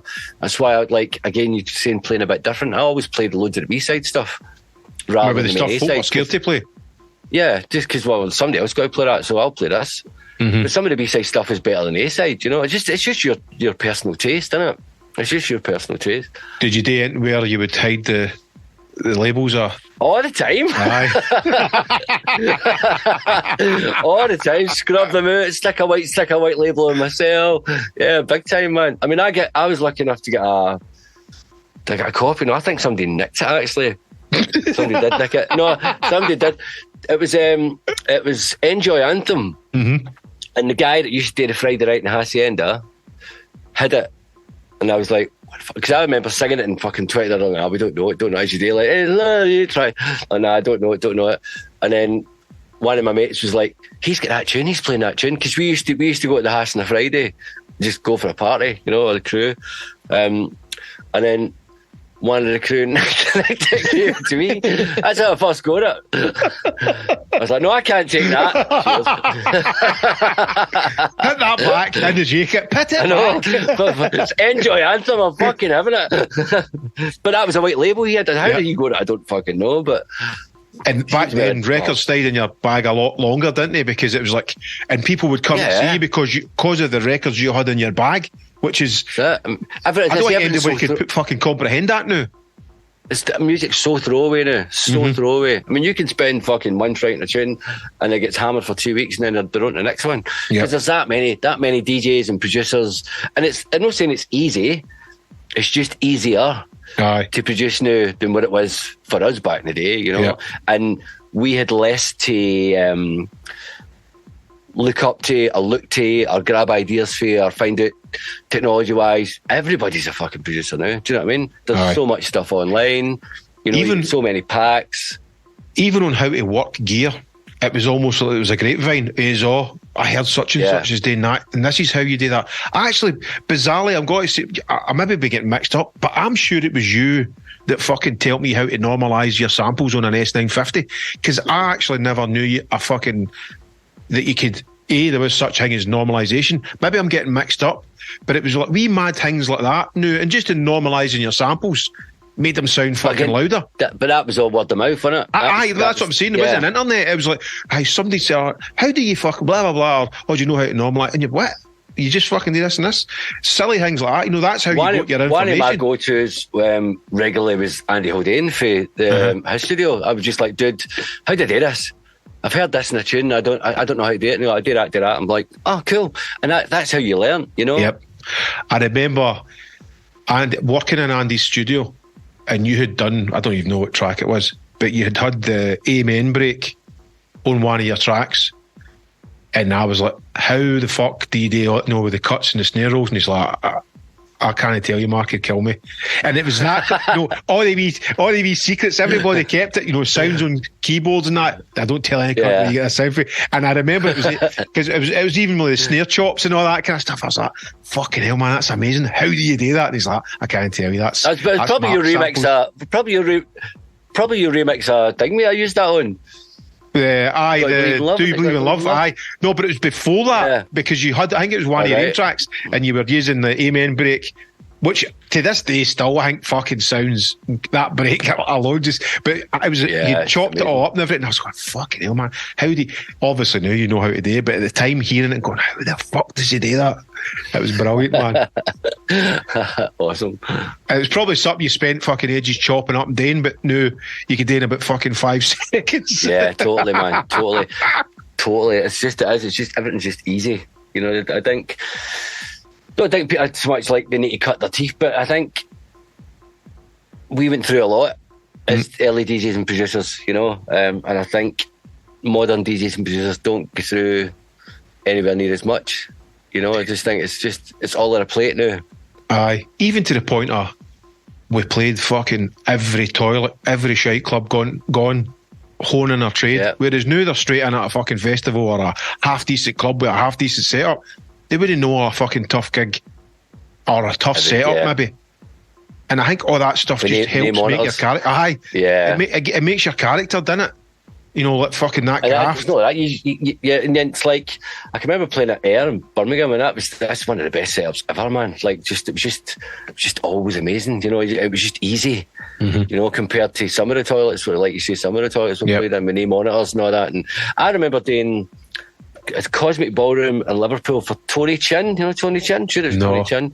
And so he got me doing, and it was near the whole where fucking what's the fucking Liverpool show? The Cream. Holly and Falday, I used to do. The Quadrant Park. The water side, but anyway, it was near there, and the docks. Well, I know, but there was a word for it. It's not just called the docks. Rang meeting. I'll get you doing the docks at midnight. But then I did the Cosmic Ballroom for Tony Chin, and second record in, the headphone jack fell down in a mixer. And I did a whole hour set with the headphones. Mixing with vinyl as well. How many? Mixing with vinyl. You think, fuck, they've got it so fucking easy now. And it wasn't, don't get me wrong, it wasn't the perfect set, but it wasn't a bad set. Uh-huh. You know, I know it sounds as if I'm bigging myself up, but, you know, when you know what you're doing and you've practiced long enough, when the shit hits the fan, you pull it out of the bag, you know? Mm-hmm. I think now when the shit hits the fan, everybody just panics. Aye, like, how do I stop my pre-mix mixtape? Where's the engineer? So, get back to your sort of set. I mean, quite very early on, you were more leaning towards the harder side. And then obviously, as you get into your career, it was always kind of more... I don't want to say hardcore or whatever, because there's so many genres within the harder side of dance music, but what pulls you to that sound in particular? I think I just liked it, you know. I mean, obviously the Scottish sound itself was banging. Do you know what I mean? And you know, when I think when you get into something, I think coming from house to acid to European techno to piano house, it's always just got steadily further. I mean, because I remember, I know I'm not going to mention any DJ's names, but there was a DJ kicking about at sort of the same time as me, playing the same sort of music as me, and he kind of went that way, and I kind of went that way, and it's just, I think it's just what you do, you know. That was, again, I try to do a lot of stuff, not intentionally try to do stuff that other people weren't doing, but I wanted to just do what I want to do. Do you know what I mean? I didn't want to just be the sheep and follow what everybody else is playing. You know, just I wanted to try and give myself a bit of edge, just for me as well, just to kind of keep myself driving on and not just dwell in the same place. I mean, I remember even doing a drum and bass set at Res, one of the big Reses. I was like, can I get 2 sets? They were like, well, yeah. I was like, I want to do a drum and bass set. They're like, yeah, sound. And I remember I get the fucking shitty bus I made into Nicky Black Market and topped up my drum and bass collection, come back up and played a drum and bass set before my hardcore set. It's just, I just like to kind of try and keep it varied, you know. Did you get a good buzz for doing that? Just like, oh, it's amazing, man. Yeah, because I loved that as well. I mean, at a point in my career, I think I was doing Carlton Studios, and I was playing lots of breaks, Edge of Darkness, and all that kind of stuff. And I remember, I think Bill even said to me at the time, "You're gonna have to wind it in a bit because." You know, people are kind of starting to complain in a nice possible way. I was like, why, it's what I'm doing, it's what I want to do. So if people don't like it, they don't like it. I'm not doing it for people to like, I'm doing it because it's what I like. And obviously that then went on again and it came back around full circle and I was like, huh? Aye. But then, remember as well, there was that time in Clubland when maybe along the times when you're saying that a DJ, it was similar kind of music and you just went different ways. It was almost like a fucking a crossroads where it was like you're going down the rave road or you're going down the house road, and then all of a sudden there's this divided dance music. That's the exact point I'm talking about. Yep. It was like, and I can remember being at the Metro, and like they were on with me, and like it was practically set for set. Do you know what I mean? They even stole some of my mixes, but we won't go into that. I get that a lot. Well, I did back then. That's my fucking intro you're using. That. Again, that's coming from probably the fucking listening to your mixtapes and being inspired by what you're doing. Yeah, again, you're no fucking precious about it. You're just moving on to the next mix where they're going, how the fuck? I want a bit of that. How do you do that? But that, I remember that divide, and it was a horrible feeling because it was almost like the house crowd looked down on the sort of ravers, and I just remember thinking, you know, how fucking dare you? You know what I mean? We're all coming for the same kind of place. Thing, and that love and togetherness is now getting broke up with pretentiousness and fucking high. And look where we are now. Fucking ridiculous. But there was definitely a crossing the road, and it put a split in the scene. And then it goes far to say, which is one of my questions, like towards the end of the 90s, there was almost this kind of, I felt anyway, it was like, where am I going with this? What's happening? Because the music that I'm loving, nobody's fucking into it anymore. Everybody's maybe verging towards house, and there seemed to be this big fucking super club resurgence, and all of a sudden rave's a dirty word, and you're like, what the fuck? I want to do what I like, but you know, where can I do that? Where did you find yourself when the big sort of switch happened? I think by that point I was doing quite a lot of work down in South, so kind of by the time it kind of died a death in Scotland per se. I'd already made a name for myself. I mean, I had to break England twice, to be honest. And I remember I'd made a name for myself in England because obviously coming from a Scottish name and got the in and everybody liked it. And then I think the late 90s, early thousands, I died a death again. And then by the time I come back, it was a whole new bunch of people, and so I had to sort of re-break it and like carve my name in again. Like, I'm Marc Smith and I played in here, you know.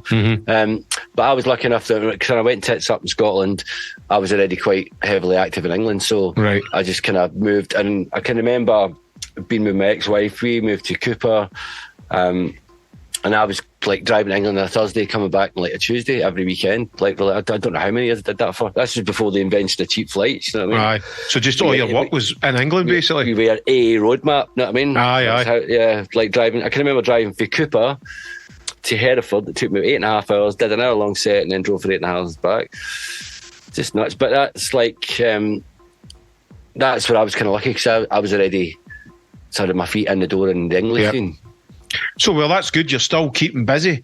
And then, again, did you get to a point in your career? Because I think everybody that I've spoke to, again, it's like another crossroads. You kind of feel like your time's up or you've had enough. Was you ever nearly thrown in the towel or anything like that? I've thought about throwing in the towel loads, but no for the reason of I think I've had enough or I'm too old for it. It's more... I like to call it politics, not politics, politics. I think there's just so much, and I know everybody says, "Oh, your scene's better and my scene's better," but there's fucking shit in every fucking scene, you know. I mean, we get shit for the other scenes, but there's shit going on, and it's just I've just managed to manoeuvre myself through and head down, do what I do. But when you start to get caught up in that shit, or people start to try to get into that shit, and I'm just like, I can't deal with this, man. It's like I love my job, I love what I do. Don't make it hard work. Do you know what I mean? I want to go out and party, play my tunes, make people dance. Don't start dragging. And that's a few times I'm just like, I really can't be dealing with this anymore. It's no why I signed up to play music. You know, it's no why I get involved in music. I just want to play music. And that's, well, I'd say I'm probably counting more than 10 hands the amount of times I went, do I really want to do this, to be involved with these people anyway?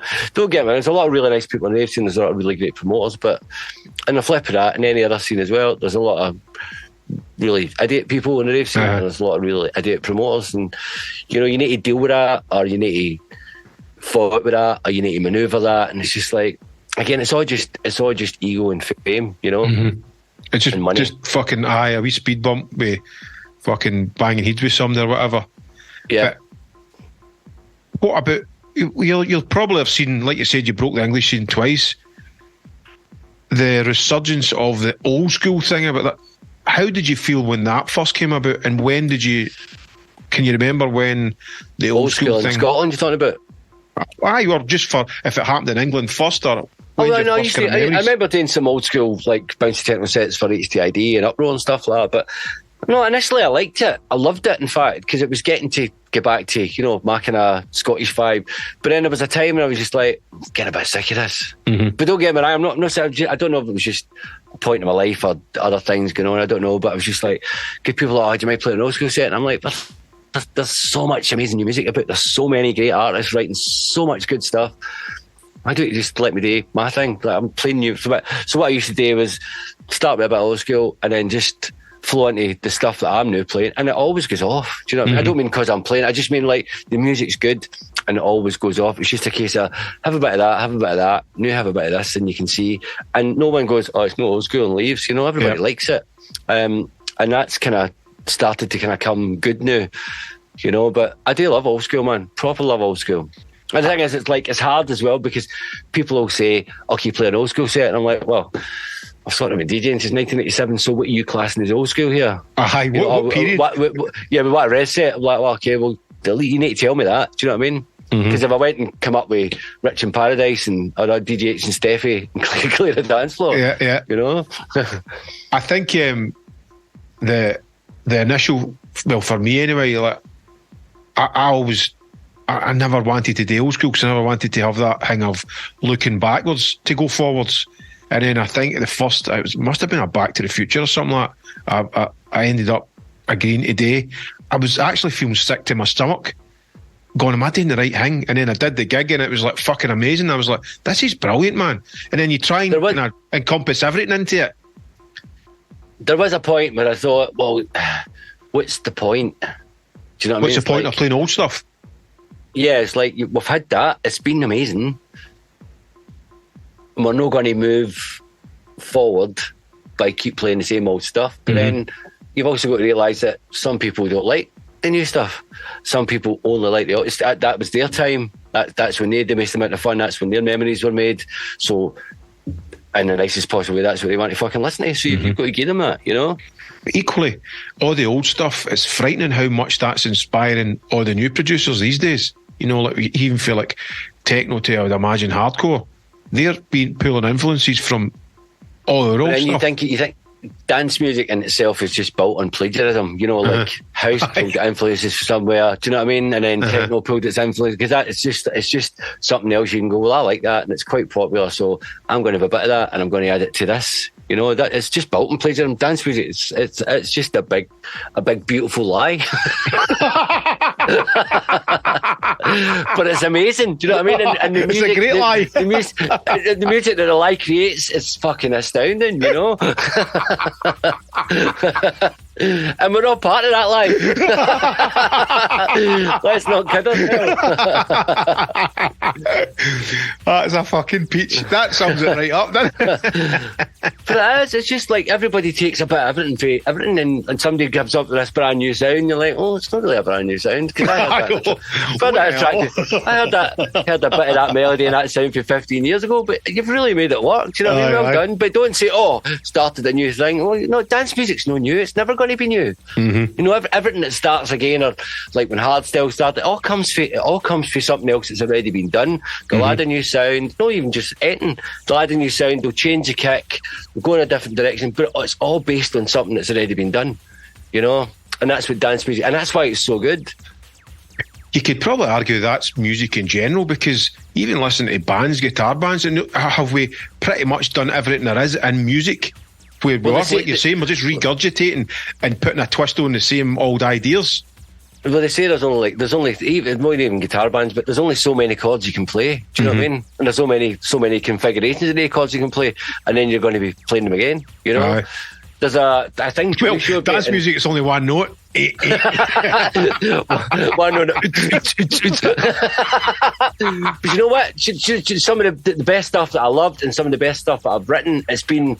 It wasn't simple at the time, but you look back now and how you produce and how you've got all this stuff and all this equipment. But I've listened to some records recently and I was like, fuck, that's one fucking sample that I used in it. I've pitched it up, I've pitched it down, I've changed it to a different key, and I've just went back to the sample again. But it fucking works.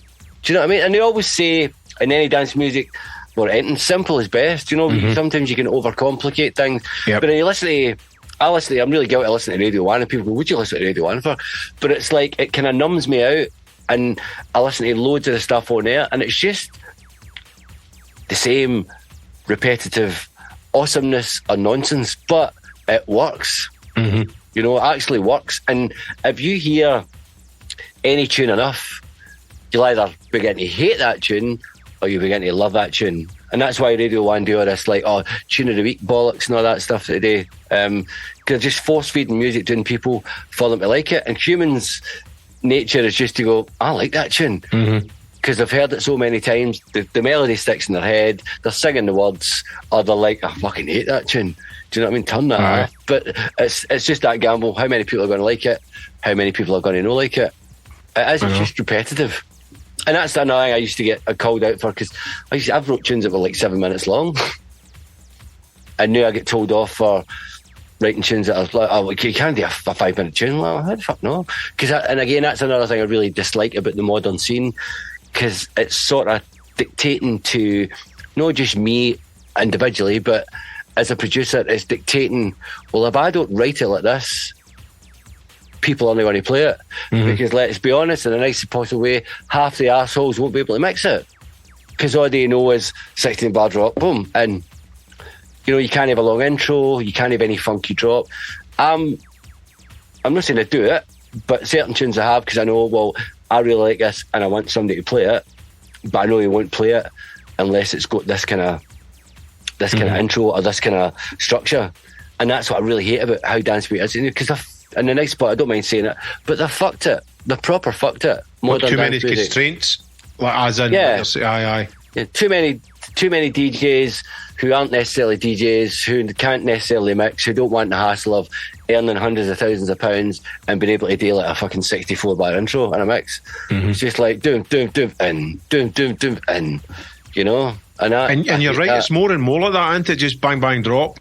It is. It's like, you watch some of these festivals and you watch some of the biggest names. I won't mention any names in particular, but it's literally just bum. And I'm like, well, cool, you're playing the tunes and you're getting a reaction, but where's the DJ culture? You know, how much effort you put into this, and you're commanding X amount of thousands of pounds or X amount of hundreds of pounds. You're just like, well, it's just fucked up. But you know, find that in just about every sort of, I was going to say, maybe every scene, you know, it's. But I don't care about every scene. I only care about our scene. So our scene. But where I was going with that, Mark, is you were very much. Sorry to interrupt you. You've cut the forest down for other folk to walk through the path. Do you know what I mean? It's kind of like that's what kind of happens. The guys at the front are the ones that's fucking try to make the path, and then everybody's like, "This is fucking easy," because they're just walking over the path that you've made. It's a nice analogy, man. I like it. Do you know what I mean? It's like if you look at it with even like rock music and stuff like that, there's these guys that don't get any of the success or recognition that they deserve. But everybody else has jumped to the top of them like, check me out, I did all this myself. No, you didn't, mate. All you did was fucking jump on the back of what that guy's fucking put his life on the line for. Yeah. No, I know what you're saying, man. But yeah, I still think it's not like I dwell on, how good it used to be, because it used to be amazing. But it's just I guess it's different, and obviously I'm still involved and I'm still doing it, and I'll still adapt as I always kind of have to try and do, or like obviously personally adapt and change and move, but I still don't try and follow the necessary ways that people expect me to kind of move, if you know what I mean. Still try and do my own thing and just adapt what is sort of happening now, but change it to work for me. And within the realms of hardcore, is there so many genres and sub-genres that are still exciting you? I love everything. I love hardcore. I even love hard trance. I love hardstyle. I love gabba. Like a bit of rockcore. There's like so much good music there, man. I mean, I'm writing them out. Sorry? No, I was going to say, could you put your hat on one style, or are you just happy to just be? I'd never put my hat on one style, man. Never ever. Because I like everything. It's the same. Even my whole career, it's just been I like everything. I wouldn't say, I love acid. Well, Acid House was a big eye opener for me. That was just outstanding. Aye. But I think I like to take and enjoy and influences for as many, even outside the scene, to take a sample or an idea. And that's the reason why I listen to Radio 1, because I can hear something happening on Radio 1, I'm like, that's awesome, that really works. I'm going to try and use that in a track. Not rip it off, but I see what they've done, I see how they've worked it, I'm going to try and use that.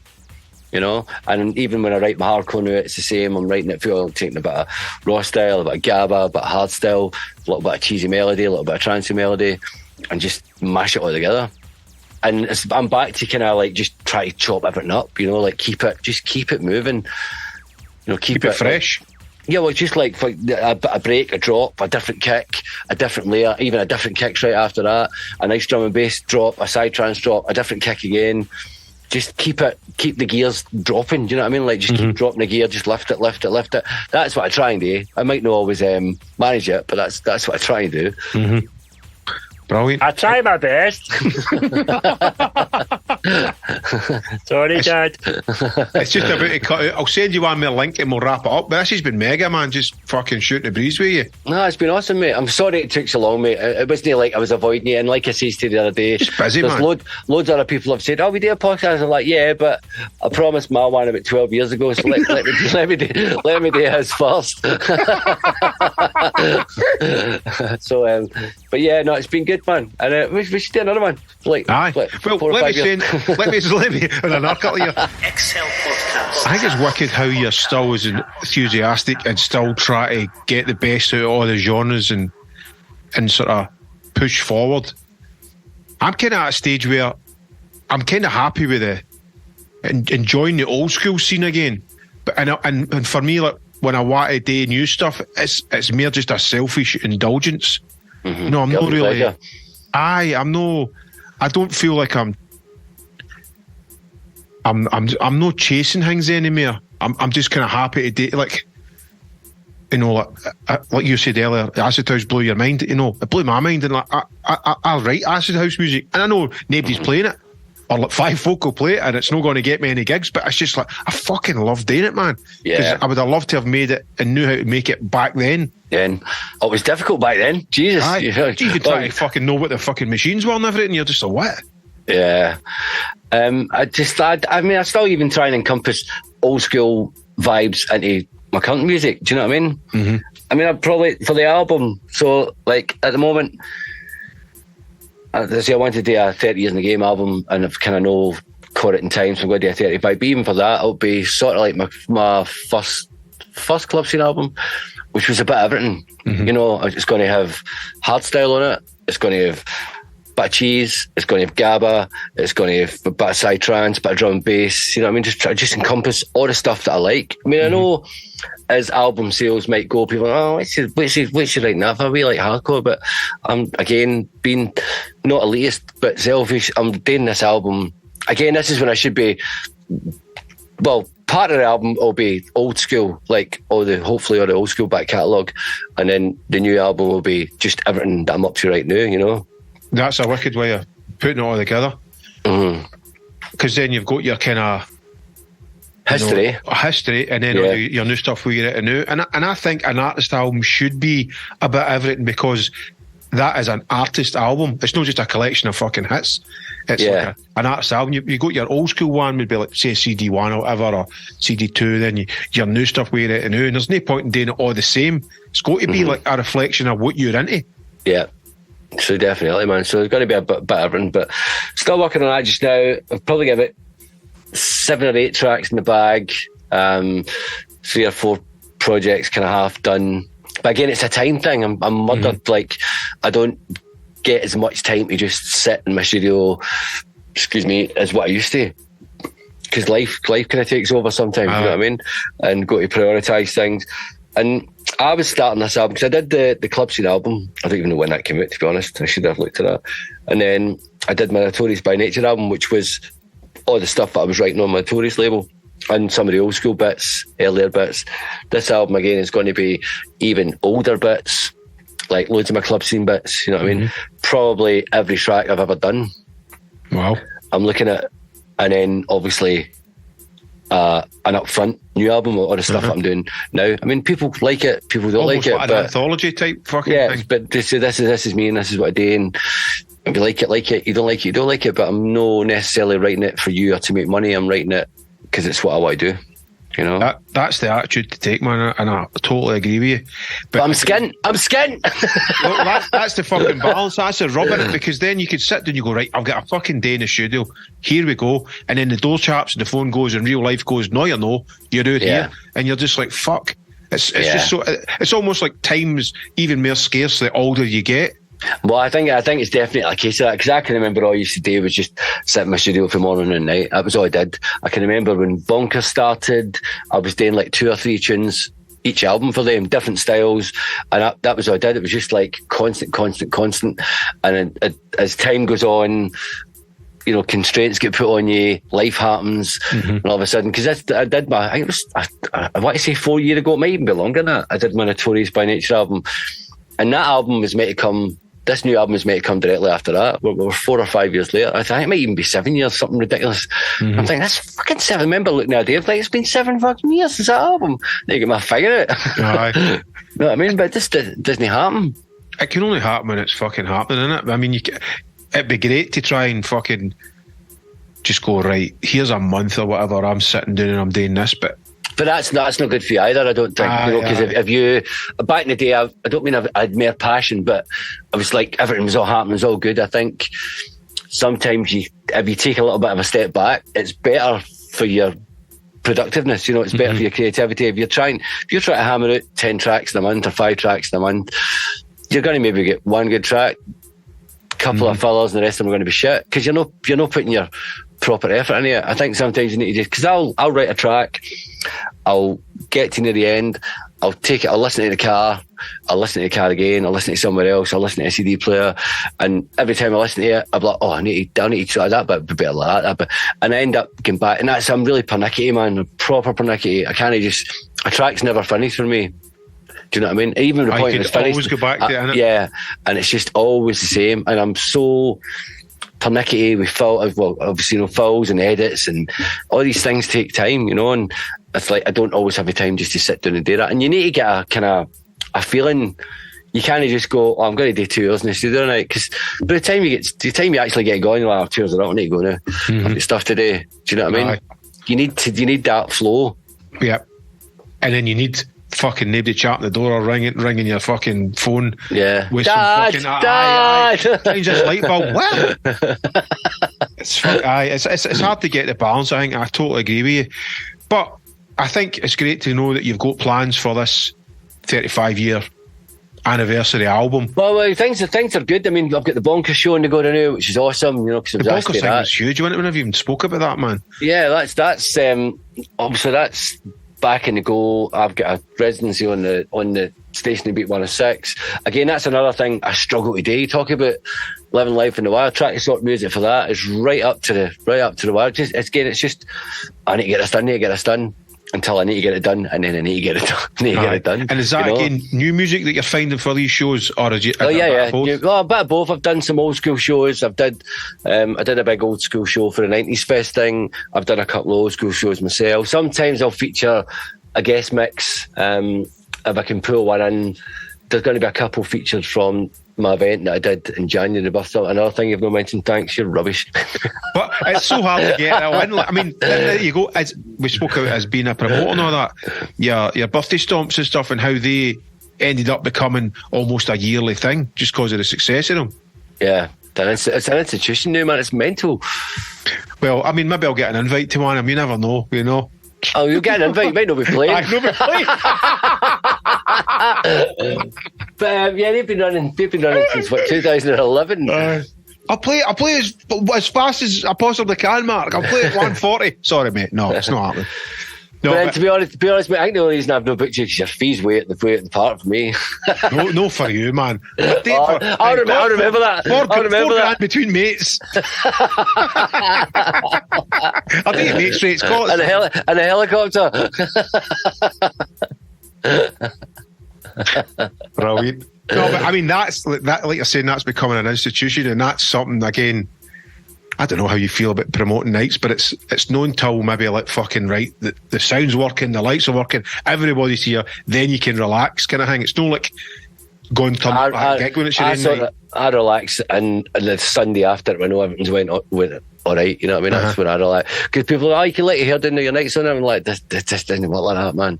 And it's like 3-4 months solid promotion, do you know what I mean? And it eats into your life. So obviously when you're trying to do that, I mean, I never done a birthday stomp for the last 3 years because of COVID.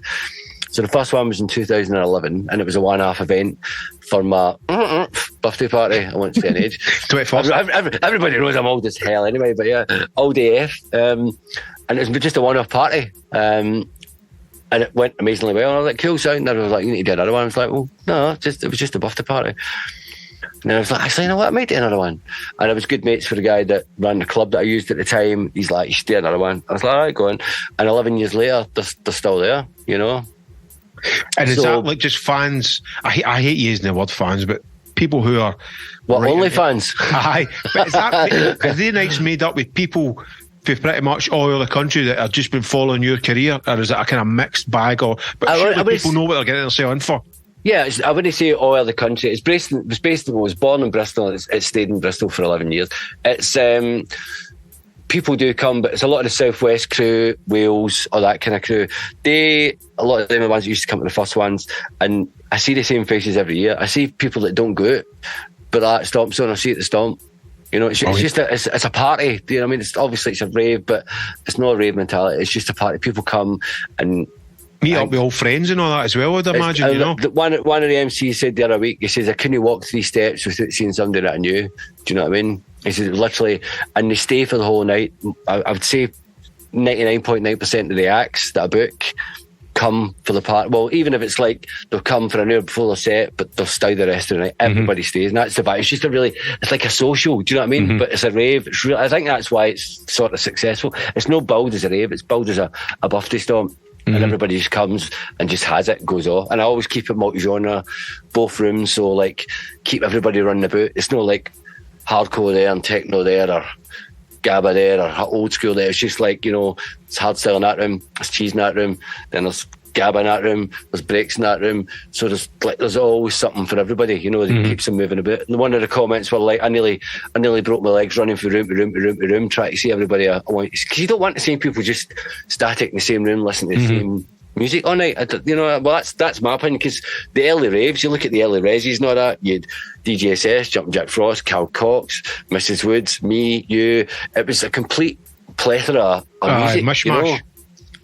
And that's another thing we should have hit on, because there came a point where it became, it's either this music there in that room, and it's that music there in that room. And one of the boys that went, he said, "Oh, you should have just kept it hard in room 2." I'm like, no, because it's not for you. It's for everybody. I want people to experience them. Because I remember it used to be in Blue Mountain, which is the last club before that shut down. You had to go through room 2 to get to the smoking area. And I think this was like one of the kind of things that really helped at jail. So you'd go, where have you been? I've been up for a fag, caught in room 2 for 3 years, listening up there. Stuff that they would never, get Gabba. I've watched Gabba heads dancing. Gabba heads dancing to Psy, giving it, yay! Do you know what I mean? And Cheese heads rocking out to some rockcore. And that's what I love about it. It's just kind of try to keep that different. You know what I mean? Nothing wrong with like a house room or a hardcore room in the Gabba room. I get that, because it caters for that individual, but that's no matter vibe. I like to kind of keep it different, Just keep everybody on their toes. Yeah, big time. That's a great attitude, man. And I guess that's what's kind of helping the night be a success every year that you do it, because people are enjoying that. Just enjoying the experience. I was going to say enjoying the music, obviously, but it's kind of like the surprise. Maybe I'm not really into that, but it fucking sounds brilliant, man. I'm surprised I'm enjoying this. I wouldn't have heard it if I was in the other room. Do you know what I mean? That's my thing. And I don't book. I book big names, but I don't book big names because I book big names because of how they are. Do you know what I mean? Because I like them, and I say it's back to the old being kind of selfish. Well, if I like them, I'm sure you'll like them. No, everybody likes stuff, but again, it's just about people listening to stuff that they go, but you know what? I would never normally dance to that or bounce to that, but I've been here for 2 years in that room listening to stuff. I mean, a free party hard trance set that went off, had a hardstyle set that went off, had Psy going off, had Racy and Shocker going off. It was just it's just fun. That's what I try and make it. It's fun. And I think everybody likes fun. Everybody now have fun. But you know, it's maybe that thing that we spoke about back in the past, which is probably lost now, is the ravers' trust in the DJ and the DJ's taste. That's kind of gone now. Because it's almost like, this is what the punter's going, this is what I'm into, and if you're not playing that, you can fuck off. Whereas back in the day, it was like, I don't really know what this guy's going to play, but I'm going to trust him to play music that I might. And take me on that journey. Take me on that journey. Yeah. And that's maybe missing now, Mark. Yeah. Because folk are brought up with, that's my genre, I can't go with fucking 2 centimetres either way out it, or I'm fucked. No, I can't deal with that. No, I'm not going there. This is what I'm playing. That's one of my pet hates. All these cunts are like, Hard House, that's all I've ever played. 3 weeks later, Psytrance, that's all I've ever played till back in the day. That's a month later, Hardcore, mate, that's all I've played since back in the day. No, these guys that just tie themselves to a pole, a genre, until it sinks, rather than just going, fuck it, I'm into everything, man. Yeah, big time, man. I mean, I think sorry, carry on. No, you're right, sorry. Another thing to touch on, and it's no disrespect to you, was MCs. Like back in the day, I never had MCs, but MCs were like, none. It was just the music. And again, it's a crowd. I'm not a fan of MCs, to be fair. I've never really been. It's a crowd that just trusted in you, dropped a tune. I think nowadays, and it's no disrespect to the people that go to raves, but people now need to be, it's been so force-fed for so many years and so many genres, people need to be told, you need to make some noise now. Do you know what I mean? Before it... Time to make some noise. Like that. Do you know what I mean? Come on, put your hands in the air. Come on. Come on, do you want to make some noise now? But it's like, before it was just a drop or just a kick. And it do you know what I happened mean? organically. And it just like, whoa, that was it. Yeah. New crowds are kind of like, I kind of like this. Make some noise. Oh! You know, and like, it lifts. I want to put my hands in here, but the guys don't tell me to do it yet. No, it's like nothing against MCs, and some of the MCs that I know are the best MCs in the whole planet. It's no, but I never came for that era. You know, I just came, it was just music. Being Paul MC, he did a bit of MCing, but it was only, you know, blah, blah, blah, chat, done. Mm-hmm. You know, it wasn't like on the mic all night. It was the music, and it was this like, blah, blah, blah. I wasn't even talking about the music, I don't even remember what Paul used to say, but it was little and not very often. All right. Well, that's my kind of, if I was to go, I mean, for me, it's about the music first, then what the DJs bring into the selection of tunes, and then if there is, or there needs to be an MC there, it needs to be an MC that has respect for the DJ and the music that he's playing. It's a host. Yeah, that's it. An intro, a midsection, and end things is more than enough. It's the ones that think that hour is all about them. When they're missing the point here. I've got nothing against MCs, and I'm not trying to diss MCs, and I'm not trying to say MCs. Nothing. I'm just. Because there will be people who love an MC and a DJ set. I get that. But I'm just coming for where as I say, I'm not trying to disrespect, because I love all the MCs, but it's just where I came from. It's how I've progressed. I mean, even Joe Deacon. Do you know what I mean? Brilliant. Well, just a little bit here. He's got that charisma, and it's just Joe. It's fucking Joe Deacon, man. It's amazing.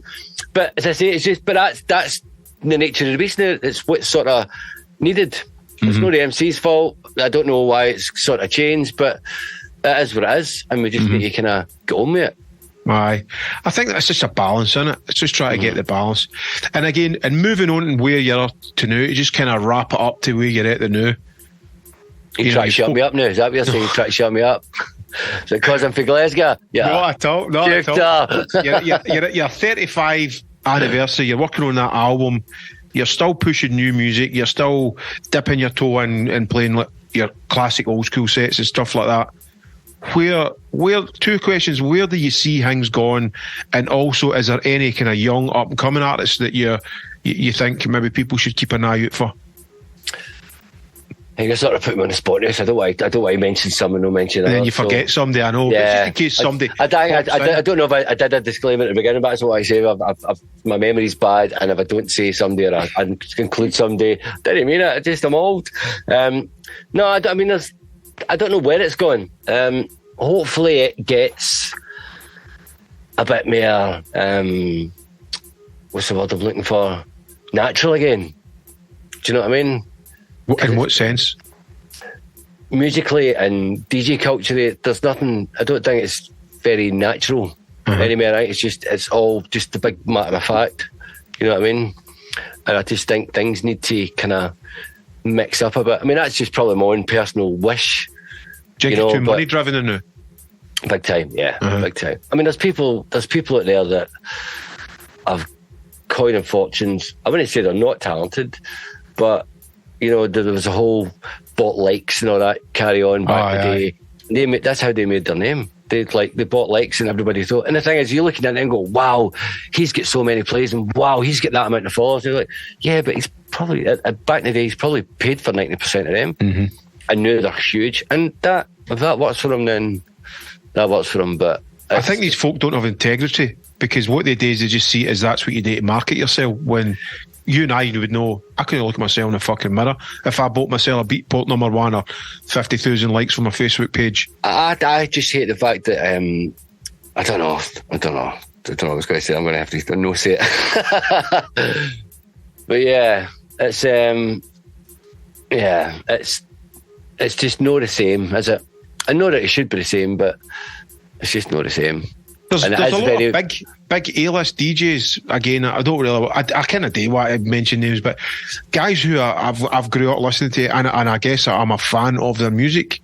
And then well, let me just stop you there. And then you find out they don't write their own stuff. It's ghostwritten for them. No, well, there's that as well. That really gets my back up. But the other one is they're talking about keeping it underground and they're getting 60 grand, 80 grand for a fucking hour set. And you're like, what fucking planet are you on?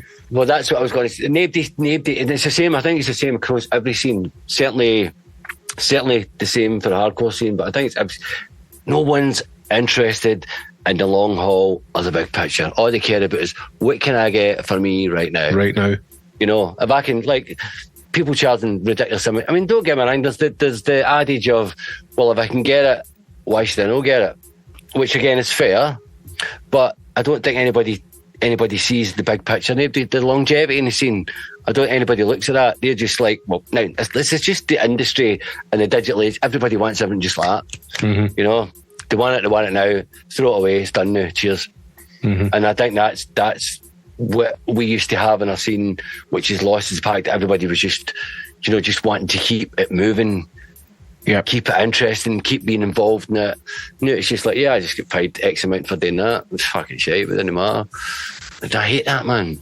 But then again, to be devil's advocate, what a fucking amazing time to be a young guy and getting into DJing and music production, because everything is so easy to fucking do.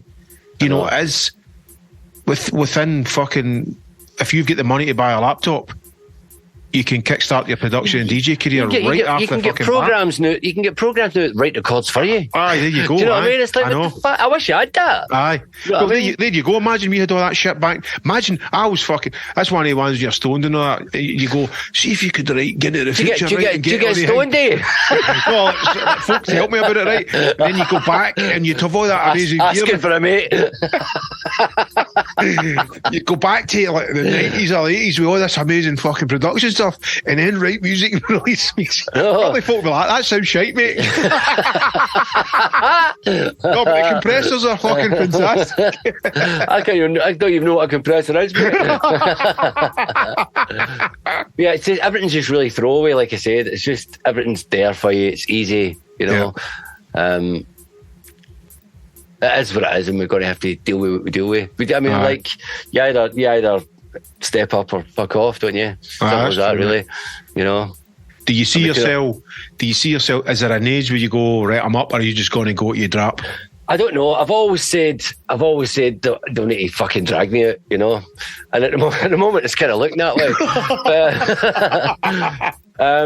And like some people are saying, you can't do it forever. I'm just like, well, I can do it for as long as I fucking want. As long as people want to come and watch me slag the fucking wrinkly old guy with the grey hair and fucking on the stage, but enjoy my music, I'll gladly do it, you know. Mm-hmm. Like, there's guys older than us still kicking about and doing a gig every other weekend, you know. So, somebody older than you? Well, you know. But I want to go. I've got to say something. You lose. And interrupt you. Yeah. What was I going to say? Well, I can't remember. It'll come back to me because I've remembered it 3 times. You've cut me off. Sorry. That's all right. It's about me. It's bugging me. It's all about me. Marsha.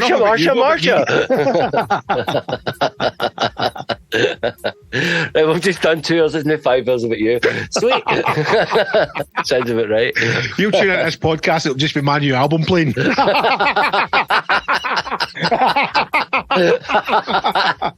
Oh dear, brilliant. I was really annoyed what I was going to say. It's fucking bugging me. Not to worry.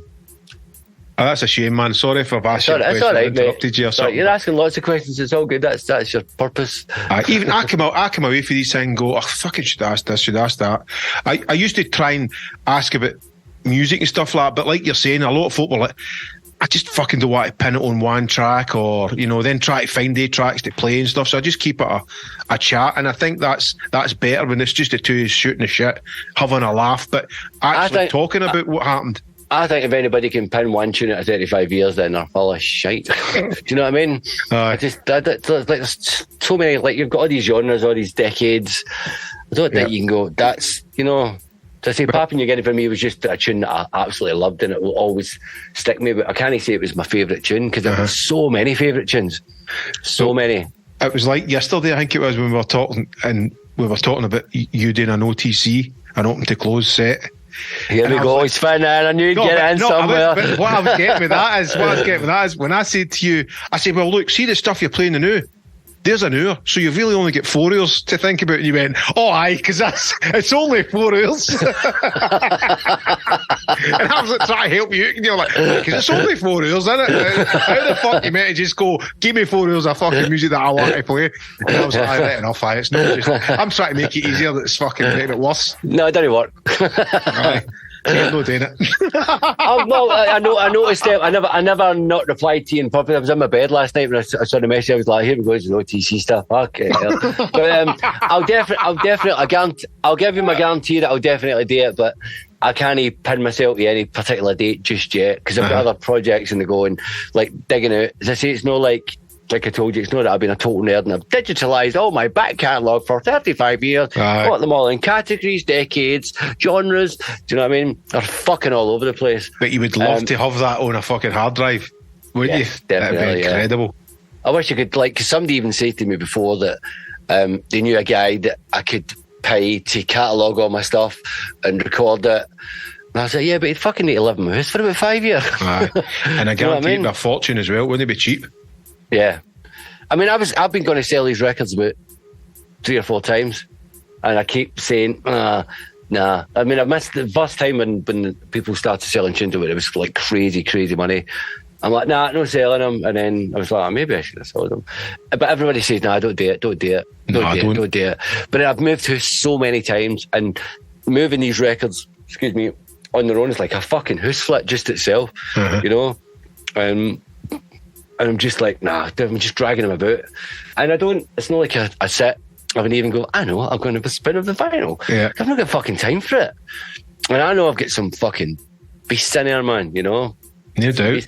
But I know half of them would be wrecked, because a lot of these are records that I used to drag to the house and a bit of the sleeve, because I'm trying to get tunes on so quick and try to, do you know what I mean? Mm-hmm. It's 5 hours of that. So I know a lot of them are not going to be the best night. But I've also got stuff that I bought, spent 250 quid on a weekend at 23rd Precinct, probably played about 50 quid worth of them. Do you know what I mean? Mm-hmm. Never going into playing the other 200 quid worth that are still on the sleeve, never been played. Do you know what I mean? So it's...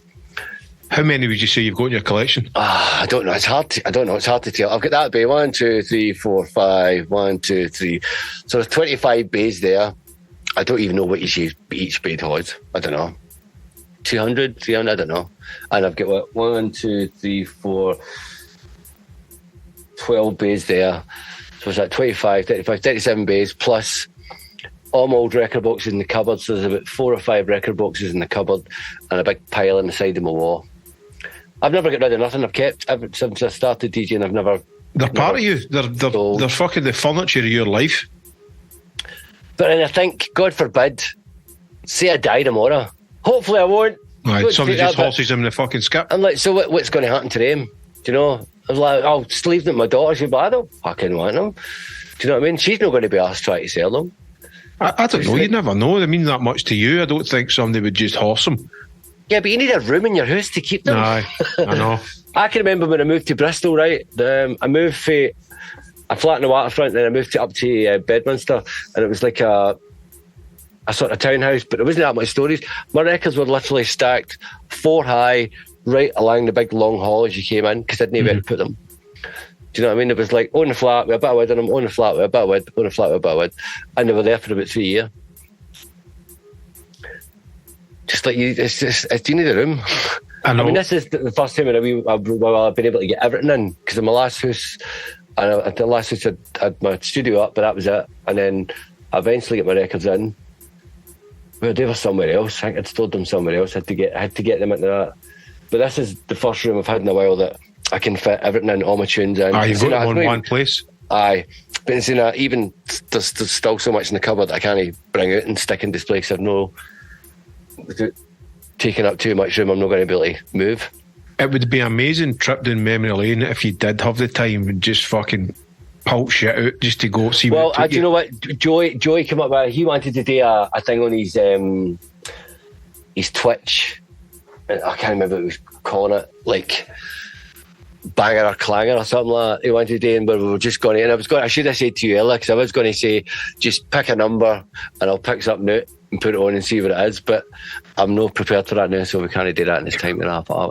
Right. Well, what about that for a cool way of wrapping up? Just the ones behind you. Just pull out one for the middle, and just. I think probably that one would be better, but I'll pull it out for you. Hang on. Just go middle, and see where it takes you. Be a white label and fucking nobody will know what it is. I'm pulling it too. That's just another label, Citadel of Chaos, which is a fucking tune. There you go. I mean, even for sampling, Mark, going through your tunes, man, you'd be fucking sample paradise. Yeah, well, I used to be sample paradise. That's what I used to love, man. I just loved like getting the vinyl on and just recording it in a 950. That whole vibe is just a buzz. Do you know what I mean?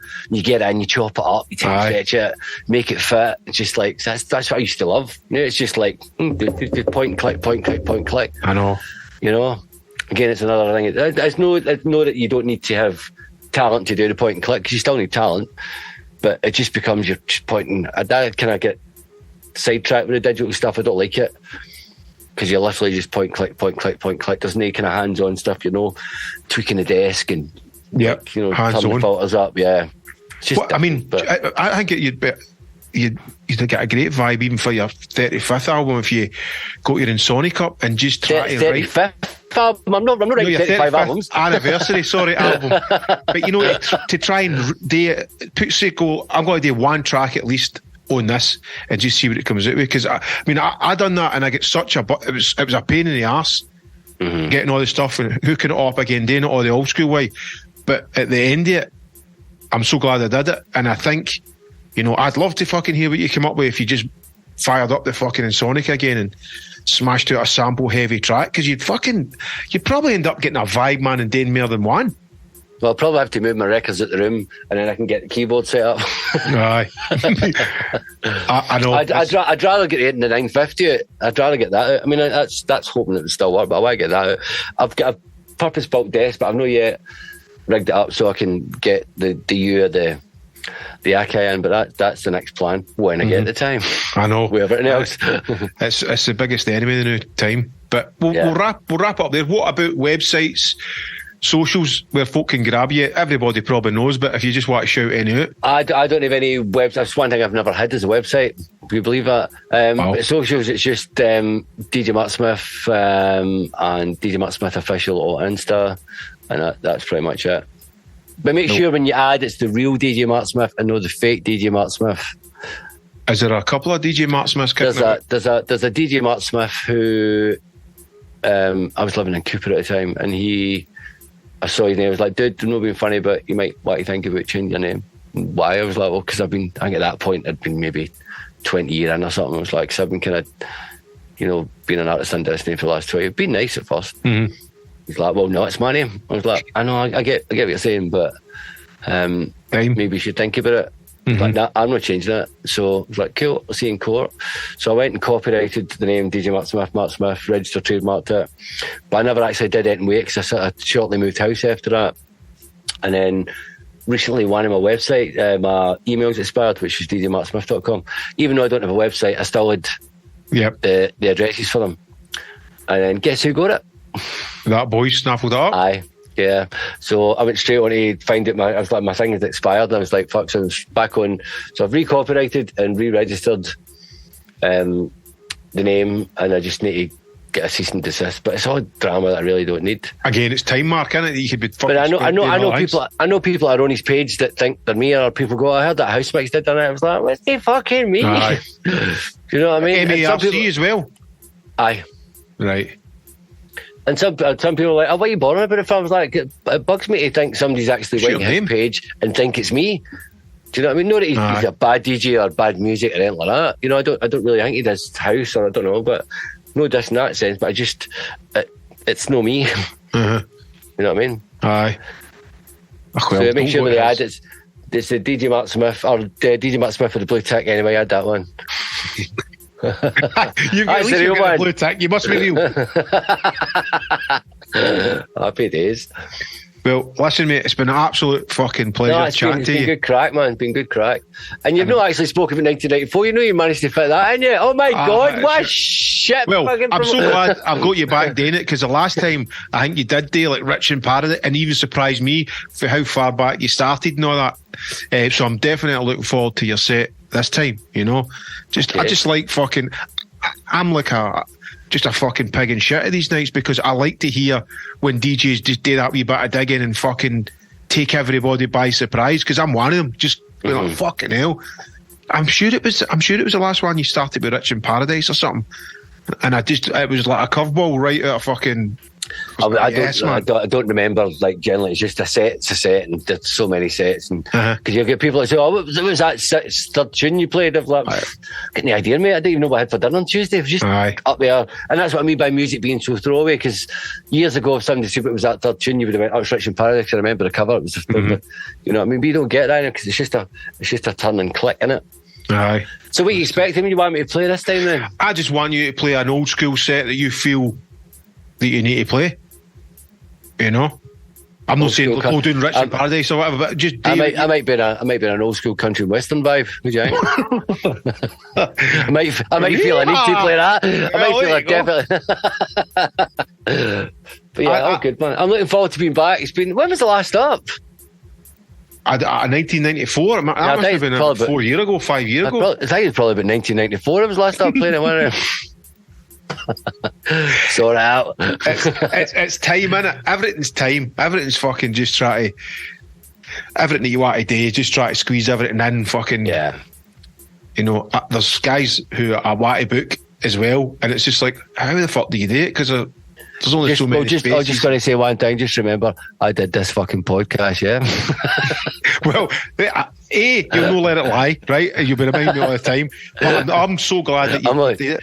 And I do know I annoy people by asking them to do it, because it's because I know it's going to be a great listen for people listening, you fans, and people who are genuinely interested in electronic dance music and where your origins were to where you are now. Even people who aren't even fans of Marc Smith are a fan of your journey, and obviously fans are fucking made up by hearing your journey. I just think it's such a great thing to document. But I need to be annoyed anyway, mate. So you did the right thing by just badger. Took you to the deadline. I was like, mate, you need to get for this gig. So I'll sort it out. I've got a tax done today, but I will do it. And we go there finally. Yeah, we'll do it again at some point. It's been a good chat, man. It's been a good chat. It's just fucking great listening to your story, and it's something that I really enjoy doing. You know, just talking to guys that I know and finding out what made them tick. You know, it's kind of like a fucking, I don't know, almost like a hobby for me, you know, because I genuinely do enjoy them. You know, but when you do listen to it, it will be one of my albums playing. Standard. Well, if you would like to book Mallorca League. Again, standard. Big green neon lights. Just go to my link tree. If you look at the video, you'll just be like the wee screen like that, and I'll just be the big one. Oh, fucking airbrushed and everything. I thought there wasn't a video. I thought it was just talk. Nah, I'll just use the audio. But to be fair, the video's there, but I would never put a video out unless you went, I stick that out or whatever. But it's really just the audio, and I don't like to chop it. I just have it as the conversation is how we had it. Yeah, it's the best way to do it. Aye, so it just flows. But anyway, mate, I'll let you go, and thanks once again, Mark. And I look forward to seeing you. I look forward to seeing you. I'll get onto spamming your event. I was going to do it tonight, but again, it's too late, so I'll get onto it tomorrow. I was making down to Sharkies this weekend, but he's caught COVID, bless him. So I'm going to be about this weekend, so I'll get on the spam. Right? So you can't moan. Right, I'll bid you adieu. I'll go and get my dinner. Big love, dude. Take care. Thanks, man. Cheers, guys. See you, Mark. Cheers. Bye. Facebook, DJ Mallorca League. I've been up for 4 days. I don't know what's right and wrong anymore. Oh, wow, that stuff's incredible. XL Podcast.